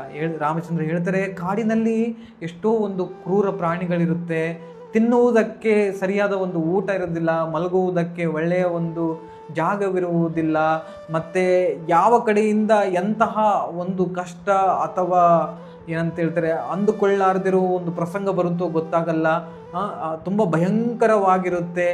ಕಾಡಿನಲ್ಲೇ ನಮ್ಮ ಒಂದು ಜೀವನವನ್ನು ಕಳಿಬೇಕಾಗುತ್ತೆ, ಬರಬೇಡ ಓ ಸೀತೆ ಅಂತಂದಾಗ ಸೀತೆ ಹೇಳ್ತಾಳೆ, ಓ ರಾಮಚಂದ್ರ, ನಿನ್ನನ್ನು ಬಿಟ್ಟು ಈ ಒಂದು ಅರಮನೆಯಲ್ಲಿರುವುದು ನನಗೆ ಇನ್ನೂ ಹೆಚ್ಚಿನ ಒಂದು ದುಃಖವನ್ನು ಕೊಡುತ್ತೆ ಹೊರತು ನಿನ್ನ ಜೊತೆ ಇರಬೇಕಾದಾಗ ಈ ಯಾವ ಒಂದು ತೊಂದರೆಗಳು ಕೂಡ ಅರಣ್ಯದಲ್ಲಿ ನನ್ನನ್ನು ತಾಕುವುದಕ್ಕೆ ಶಕ್ತಿ ಇಲ್ಲ ಅಂತ ಹೇಳ್ತಾಳೆ ನಮ್ಮ ಮಾತು. ಇನ್ನೂ ಕೂಡ ರಾಮಚಂದ್ರ ಆ ಒಂದು ಸೀತೆಗೆ ಹೇಳ್ತಾ ಇರಬೇಕಾದಾಗ ಸೀತೆ ಲಾಸ್ಟಿಗೆ ಹೇಳ್ತಾಳೆ, ಓ ಸೀತೆ ಹೇಳ್ತಾಳೆ, ನನ್ನನ್ನು ನಿನಗೆ ಮದುವೆಯಾಗಿ ಮಾಡಿಕೊಡ್ಬೇಕಾದಾಗ ನೀವು ಪ್ರಮಾಣವನ್ನು ತಗೊಂಡಿದ್ರಿ ನನ್ನ ಒಂದು ತಂದೆಯ ಮುಂದೆ ಜನಕ ಮಹಾರಾಜರ ಹತ್ತಿರ, ಏನಂತಂತಂದರೆ ಯಾವಾಗಲೂ ಕೂಡ ನನಗೆ ನೀವು ರಕ್ಷಣೆಯನ್ನು ಕೊಡ್ತೀರಾ ಅಂತ. ಆದರೆ ಇವತ್ತು ನಾನು ನಿಮ್ಮ ಜೊತೆ ಅರಣ್ಯಕ್ಕೆ ಬಂದರೆ ನೀವು ನನಗೆ ರಕ್ಷಣೆ ಕೊಡೋದಕ್ಕಾಗುವುದಿಲ್ಲ ಅಂತ ನೀವು ಹೇಳ್ತಾ ಇದ್ದೀರಲ್ವಾ ಅಂತಂತ ಹೇಳಿದಾಗ ಆ್ಯಕ್ಚುಲಿ ಇದು ಆ ಒಂದು ರಾಮಚಂದ್ರರ ಒಂದು ಸ್ಥಾನಕ್ಕೆ ಘನತೆಯನ್ನು ಕಮ್ಮಿ ಉಂಟು ಮಾಡುತ್ತದೆ. ಆದರೆ ರಾಮಚಂದ್ರ ಈ ಒಂದು ಮಾತಿನಲ್ಲಿ ಸೀತೆಯ ಒಂದು ಪ್ರೀತಿ ಎಷ್ಟು ಅವನ ಮೇಲಿದೆ ಅನ್ನೋ ಒಂದು ವಿಚಾರವನ್ನು ಕಂಡು ರಾಮನಿಗೆ ಖುಷಿಯಾಗುತ್ತೆ. ಓ ಸೀತೆ, ನೀನು ಯಾವಾಗಲೂ ನನ್ನ ಜೊತೆ, ಸೊ ಇದು ನಿನಗೆ ನಾನೊಂದು ಟೆಸ್ಟನ್ನು ಮಾಡ್ತಾ ಇದ್ದೆ, ಏನು ನೀನು ಸಿದ್ಧಳಾಗಿದ್ದೀಯಾ ಅಂತಹ ಒಂದು ಏನಂತ ಹೇಳ್ತಾರೆ ಅರಣ್ಯದಲ್ಲಿ ಆ ಒಂದು ಪರಿಸರದಲ್ಲಿರೋ ಒಂದು ಇದಕ್ಕೆ ಸಿದ್ಧತೆಯಾಗಿದೆಯಾ ಇಲ್ಲ ಅನ್ನೋ ಒಂದು ಇದನ್ನು ನಾನು ಚೆಕ್ ಮಾಡಬೇಕಂತಿದ್ರೆ ನೀನು ಅದರಲ್ಲಿ ಪಾಸ್ ಆಗಿದೆಯಾ, ಆಯಿತು ನೀನು ಕೂಡ ನನ್ನ ಜೊತೆ ಬರ್ಬೋದು ಅಂತ ಪ್ರಭು ಶ್ರೀರಾಮಚಂದ್ರ ಸೀತೆಯನ್ನು ಕೂಡ ಕರ್ಕೊಂಡು ಹೋಗ್ತಾರೆ. ಸೊ ಈಗ ಸೀತೆ, ರಾಮಚಂದ್ರ ಮತ್ತು ಲಕ್ಷ್ಮಣ ಈ ಮೂವರು ಕೂಡ ಸಿದ್ಧರಾಗ್ತಾರೆ ಅನ್ನೋ ಮಾತು. ಸೊ ರಾಮಚಂದ್ರ ತಮ್ಮ ಎಲ್ಲ ಒಂದು ವೇಷಭೂಷವನ್ನು ಬದಲಾಯಿಸಿಕೊಳ್ತಾರೆ, ಆಭರಣಗಳನ್ನು ಹಾಕಿರೋ ಉಡುಪುಗಳನ್ನು ತೆಗೆದಿಟ್ಟು ಒಂದು ಕಾಡಿನಲ್ಲಿರುವ ಒಂದು ಸಾಧಾರಣ ಮನುಷ್ಯರು ಹಾಕಿಕೊಳ್ಳುವ ಒಂದು ಉಡುಪುಗಳನ್ನು ಹಾಕಿಕೊಂಡು ಅವರು ಮೂವರು ಕೂಡ ಆ ಒಂದು ದಶರಥ ಮಹಾರಾಜರ ಒಂದು ಏನಂತ ಹೇಳ್ತಾರೆ ಅರಮನೆಯ ಮುಂದೆ ಬರ್ತಾರನ್ನ ಮಾತು. ಸೊ ಇವರೆಲ್ಲರನ್ನ ಸಂತಾನ ಪಡಿಸಿದಾದ ನಂತರ ಉಳಿದಿರುವ ಕೊನೆಯದಾಗಿ ಯಾರಪ್ಪ ಅಂತಂದರೆ ಅಯೋಧ್ಯಾವಾಸಿಗಳ ಮಾತು. ಸೊ ಅಯೋಧ್ಯಾವಾಸಿಗಳ ಜೊತೆ ಪ್ರಭು ಶ್ರೀ ರಾಮಚಂದ್ರರು ಕೂಡ ಮಾತಾಡ್ತಾರೆ. ಏನಾಗುತ್ತೆ ಅಂತಂದರೆ ರಾಮಚಂದ್ರ, ಸೀತಾಮಾತೆ, ಲಕ್ಷ್ಮಣ ಮೂವರು ಕೊಂಡು ಬಂದು ನಿಂತ್ಕೊಳ್ತಾರೆ ಆ ಒಂದು ದಶರಥ ಮಹಾರಾಜರ ಒಂದು ಅರಮನೆಯಲ್ಲಿ. ನಿಂತ್ಕೊಂಡಾಗ ಏನಾಗುತ್ತೆ ಅಂತಂದರೆ ದಶರಥ ಮಹಾರಾಜರು ಇನ್ನೂ ಕೂಡ ಅಳ್ತಾ ಇರ್ತಾರೆ. ದಯವಿಟ್ಟು ಮಗನೇ ಒಂದೇ ಒಂದು ದಿನ ನೀನು ಇರು ಅಂತಂದಾಗ ಆವಾಗ ಹೇಳ್ತಾರೆ ಪ್ರಭು ರಾಮಚಂದ್ರ, ಓ ತಂದೆ, ನಾವು ನಿಮ್ಮಯ ಒಂದು ಆಶೀರ್ವಾದವನ್ನು ಪಡೆದು ಇನ್ನೇನು ಕಾಡಿಗೆ ಹೋಗಬೇಕು ಅಂತಿದೆ, ದಯವಿಟ್ಟು ನಮಗೆ ನಿಮ್ಮ ಒಂದು ಆಶೀರ್ವಾದವನ್ನು ಕೊಡಿ ಅಂತಂದಾಗ ದಶರಥ ಮಹಾರಾಜರು ಓಡಿ ಬಂದು ರಾಮನನ್ನು ಲಕ್ಷ್ಮಣನನ್ನು ಅಪ್ಪಿಕೊಳ್ತಾರೆ. ಮತ್ತು ಎಷ್ಟೋ ಒಂದು ಸುಂದರತೆಯಿಂದ ಮತ್ತು ಒಂದು ಸದ್ಗುಣಗಳಿಂದ ಕೂಡಿರುವ ಸೀತೆಯನ್ನು ನೋಡಿ ಕೌಶಲ್ಯಳ ಒಂದು ಹೃದಯ ಕೂಡ ಕರಗಿ ಹೋಗುತ್ತೆ. ಯಾವ ರೀತಿಯಾದ ಒಂದು ಅನುಭವಗಳನ್ನು ಇವಳು ಆ ಒಂದು ಕಾಡಿನಲ್ಲಿ ಅನುಭವಿಸ್ಬೇಕಾಗುತ್ತಾ ಅಂತ. ಸೊ ಅವಳನ್ನು ಕೂಡ ಕಂಡು ಕೌಶಲ್ಯದ ಜೋರಾಗಿ ಓಡಿ ಬಂದು ಸೀತೆಯನ್ನು ಅಪ್ಪಿಕೊಂಡು ಜೋರಾಗಿ ಹೇಳ್ತಾರೆ, ದಯವಿಟ್ಟು ಹೋಗಬೇಡಿ ಅಂತ. ಆದರೆ ಪ್ರಭು ಶ್ರೀರಾಮಚಂದ್ರ ತನ್ನ ಒಂದು ಮಾತುಗಳನ್ನು ಹಿಂಪಡೆಯದೆ ದಶರಥ ಮಹಾರಾಜರನ್ನ ಒಂದು ಪ್ರದಕ್ಷಿಣೆಯನ್ನು ಲಕ್ಷ್ಮಣ ಮತ್ತು ಸೀತೆಯ ಜೊತೆ ಹಾಕಿ ಅವರ ಒಂದು ಆಶೀರ್ವಾದ ಅಥವಾ ಅವರ ಒಂದು ಕಾಲಿಗೆ ನಮಸ್ಕರಿಸಿ ಬಂದು ಆ ಒಂದು ರಥದ ಮೇಲೆ ಕುಳಿತುಕೊಳ್ತಾರೆ. ಸುಮಿತ್ರ ಆ ಒಂದು ರಥವನ್ನು ಓಡಿಸೋದಕ್ಕೆ ಇರ್ತಾನ ಮಾತು. ಸೊ ರಾಜ್ಯವನ್ನು ಬಿಟ್ಟು ಹೋಗ್ತಾ ಇರಬೇಕಾದಾಗ ಜನರಿಗೆ ಗೊತ್ತಾಗುತ್ತೆ, ಅಯೋಧ್ಯವಾಸಿಗಳಿಗೆ ಗೊತ್ತಾಗುತ್ತೆ, ರಾಮ, ಲಕ್ಷ್ಮಣ ಮತ್ತು ಸೀತೆ ಈ ಒಂದು ಅಯೋಧ್ಯವನ್ನು ಬಿಟ್ಟು ಕಾಡಿಗೆ ಹೋಗ್ತಾ ಇದ್ದಾರಂತೆ. ಇದನ್ನು ಕಂಡು ಅಯೋಧ್ಯವಾಸಿಗಳು ಕೂಡ ಏನಾಗ್ಬಿಡ್ತಾರೆ, ದಿಗ್ಭ್ರಮೆಗೊಳಗಾಗ್ಬಿಡ್ತಾರೆ. ಏನೋ ರಾಮ ನಮ್ಮನ್ನು ಬಿಟ್ಟು ಹೋದರೆ ನಾವು ಈ ಒಂದು ಅಯೋಧ್ಯದಲ್ಲಿ ಒಂದು ಕಾರಣವಾದರೂ ಏನು, ರಾಮ ಕಾಡಿನಲ್ಲಿರ್ತಾನೆ ಅಂತಂತಂದರೆ ನಾವು ಕೂಡ ರಾಮನ ಜೊತೆ ಆ ಒಂದು ಕಾಡಿನಲ್ಲಿದ್ದು ಆ ಒಂದು ಕಾಡನ್ನೇ ನಾವು ಅಯೋಧ್ಯೆಯನ್ನಾಗಿ ಮಾಡ್ತೇವೆ ಹೊರತು ರಾಮನಿಲ್ಲದ ಈ ಒಂದು ಅಯೋಧ್ಯದಲ್ಲಿದ್ದರೆ ಇದು ಮತ್ತೆ ಅರಣ್ಯವು ಬೇರೆ ಇಲ್ಲ ಅಂತ ಅಂದ್ಕೊಂಡು ಪರಿಪೂರ್ಣ ಎಲ್ಲ ಒಂದು ಅಯೋಧ್ಯವಾಸಿಗಳು ಆ ಒಂದು ರಥದ ಹಿಂದ್ಗಡೆ ಓಡ್ಕೊಂಡು ಹೋಗ್ತಾ ಇರ್ತಾರೆ. ರಾಮ ಬಿಟ್ಟು ಹೋಗ್ಬೇಡ ಅಂತ. ಮತ್ತೆ ರಾಮ ಹಿಂತಿರುಗಿ ನೋಡಿದಾಗ ಕೆಲವು ಹಿರಿಯ ಬ್ರಾಹ್ಮಣರು, ಪ್ರಜೆಗಳು ಓಡೋದಕ್ಕೆ ಕಷ್ಟವನ್ನು ಪಡ್ತಾ ಇರಬೇಕಾದಾಗ ರಾಮನಿಗೂ ಕೂಡ ನೋವಾಗುತ್ತೆ. ರಾಮ ಏನು ಮಾಡ್ತಾನೆ, ಆ ಒಂದು ರಥದಿಂದ ಇಳಿದು ಸೀತಾ ಮತ್ತು ಲಕ್ಷ್ಮಣರು ಕೂಡ ಇಳ್ಕೊಂಡು ನಾವು ಅತಿ ವೇಗವಾಗಿ ಹೋದರೆ ಅವರಿಗೆ ಕಷ್ಟವಾಗುತ್ತೆ, ನೋವಾಗುತ್ತೆ ಅಂತ ಕೆಳಗಡೆ ಇಳ್ಕೊಂಡು ನಡ್ಕೊಂಡು ಹೋಗೋದಕ್ಕೆ ಶುರು ಮಾಡ್ತಾರೆ ನಮ್ಮ ಮಾತು. ಸೊ ಈ ರೀತಿಯಾಗಿ ಅಯೋಧ್ಯವಾಸಿಗಳು ಕೂಡ ರಾಮನನ್ನು ಹಿಂಬಾಲಿಸುತ್ತಾ ಸಾಮ್ರಾಜ್ಯದ ಒಂದು ತುದಿಯಲ್ಲಿ ಬರ್ತಾರೆ. ಸೊ ಅಲ್ಲಿ ರಾತ್ರಿ ಆದಾಗ ಎಲ್ಲರೂ ಕೂಡ ಮಲ್ಕೊಳ್ತಾರೆ ನಮ್ಮ ಮಾತು. ಮರುದಿನ ಎಲ್ಲರೂ ಎದ್ದೊಳಕ್ಕಿಂತ ಮುಂಚಿತವಾಗಿ ರಾಮಚಂದ್ರ ಎದ್ದು ಸೀತೆ ಮತ್ತು ಲಕ್ಷ್ಮಣನ ಎಬ್ಬಿಸಿ ಲಕ್ಷ್ಮಣನಿಗೆ ಹೇಳ್ತಾರೆ, ನೋಡಿ ಈ ಒಂದು ಜನರು ತಮ್ಮ ಒಂದು ಮನೆಯನ್ನೇ ಮತ್ತು ಸಂಸಾರವನ್ನೇ ಮರೆತು ಹೋಗ್ಬಿಟ್ಟು ಯಾಕೆ ನಾವು ಪಡುವ ಒಂದು ದುಃಖವನ್ನು ಅವರು ಕೂಡ ಪಡಬೇಕು, ಇವರು ಹಿಂತಿರುಗಲಿ ಅಂತ ಹೇಳಿಬಿಟ್ಟು ಲಕ್ಷ್ಮಣನಿಗೆ ಹೇಳ್ತಾನೆ, ದಯವಿಟ್ಟು ಸುಮಂತ್ರನನ್ನು ಕರೆಸಿ ಆ ಒಂದು ರಥವನ್ನು ನಮ್ಮನ್ನು ತೆಗೆದುಕೊಂಡು ಹೋಗುವಾಗೆ ಹೇಳು, ಯಾವ ರೀತಿಯಲ್ಲಿ ಅಂದರೆ ಯಾರೂ ಕೂಡ ಎದ್ದೊಳದಾಗೆ ಅಂತ ಹೇಳಿಬಿಟ್ಟು ಬೆಳಗಿನ ಜಾವದಲ್ಲಿ ಪ್ರಭು ಶ್ರೀರಾಮಚಂದ್ರ ಸೀತೆ ಮತ್ತು ಲಕ್ಷ್ಮಣರ ಜೊತೆ ಏನು ಮಾಡ್ತಾರೆ, ಹೋಗ್ಬಿಡ್ತಾರೆ ನಮ್ಮ ಮಾತು. ಎಲ್ಲಿಗೆ ಅಂತಂದರೆ ಆ ಒಂದು ಅಯೋಧ್ಯವನ್ನು ಬಿಟ್ಟು ಹೋಗ್ಬಿಡ್ತಾರೆ. ಎಲ್ಲ ಜನರು ಎದ್ದಾಗ ತಮ್ಮ ಪೂಜಿಸುವ ಆ ಒಂದು ರಾಮಚಂದ್ರ, ಸೀತೆ ಕಾಣದಿರುವ ಒಂದು ಸಮಯದಲ್ಲಿ ದುಃಖ ಪರವಶರಾಗಿ ಅವರೆಲ್ಲರೂ ಕೂಡ ಅಳ್ತಾರ ನಮ್ಮ ಮಾತು. ಸೊ ಇದು ಈ ಒಂದು ಭಗವಂತನ ಲೀಲೆ. ಇಂತಹ ಒಂದು ಲೀಲೆಯನ್ನು ನಾವು ಕೇಳಿದ್ರೆ ಏನಾಗುತ್ತೆ ಅಂದರೆ ನಮಗೂ ಕೂಡ ಅನಿಸುತ್ತೆ ಎಷ್ಟು ಪ್ರಭು ಶ್ರೀ ರಾಮಚಂದ್ರರ ಒಂದು ದಿವ್ಯಗಳು ಇದೆ ಅಂತ. ಭಗವದ್ಗೀತೆಯಲ್ಲಿ 4ನೇ ಅಧ್ಯಾಯದಲ್ಲಿ ಕೃಷ್ಣ ಹೇಳ್ತಾರೆ ಏನಂತಂತಂದರೆ, ಜನ್ಮ ಕರ್ಮ ಚ ಮೇ ದಿವ್ಯಂ ಏವಂ ಯೋ ವೆತ್ತಿ ತತ್ವತಃ ತ್ಯಕ್ತ್ವಾ ದೇಹಂ ಪುನರ್ಜನ್ಮ ನೈತಿ ಮಾಮೇತಿ ಸು ಅರ್ಜುನ. ಇಲ್ಲಿ ನೋಡಿ, ಜನ್ಮ ಕರ್ಮ ಚ ಮೇ ದಿವ್ಯಂ, ಭಗವಂತನ ಒಂದು ಕರ್ಮ ಮತ್ತು ಜನ್ಮದ ಒಂದು ಕಾರ್ಯಗಳೇನಿದೆ ಅದು ದಿವ್ಯವಾದದ್ದು ಅನ್ನೋ ಮಾತು. ಜನ್ಮ ಕರ್ಮ ಚ ಮೇ ದಿವ್ಯಂ ಏವಂ ಯೋ ವ್ಯಕ್ತಿ ತತ್ವತ, ಯಾರು ಅದನ್ನ ಚಾತುಚಕ್ಯತೆಯಿಂದ ತಿಳಿದುಕೊಳ್ತಾರೋ ಕೇಳ್ತಾರೋ ಏನಾಗುತ್ತೆ, ತ್ಯಕ್ತ್ವಾ ದೇಹಂ ಪುನರ್ಜನ್ಮ ನೈತಿ ಮಾಮೇತಿ ಸು ಅರ್ಜುನ, ಅವರು ಈ ಒಂದು ದೇಹವನ್ನು ಬಿಟ್ಟಾಗ ಮತ್ತೆ ಮರಳಿ ಈ ಒಂದು ಜಗತ್ತಿನಲ್ಲಿ ಇನ್ನೊಂದು ಶರೀರವನ್ನ ಧಾರಣೆ ಮಾಡುವುದಿಲ್ಲ ನಮ್ಮ ಮಾತು.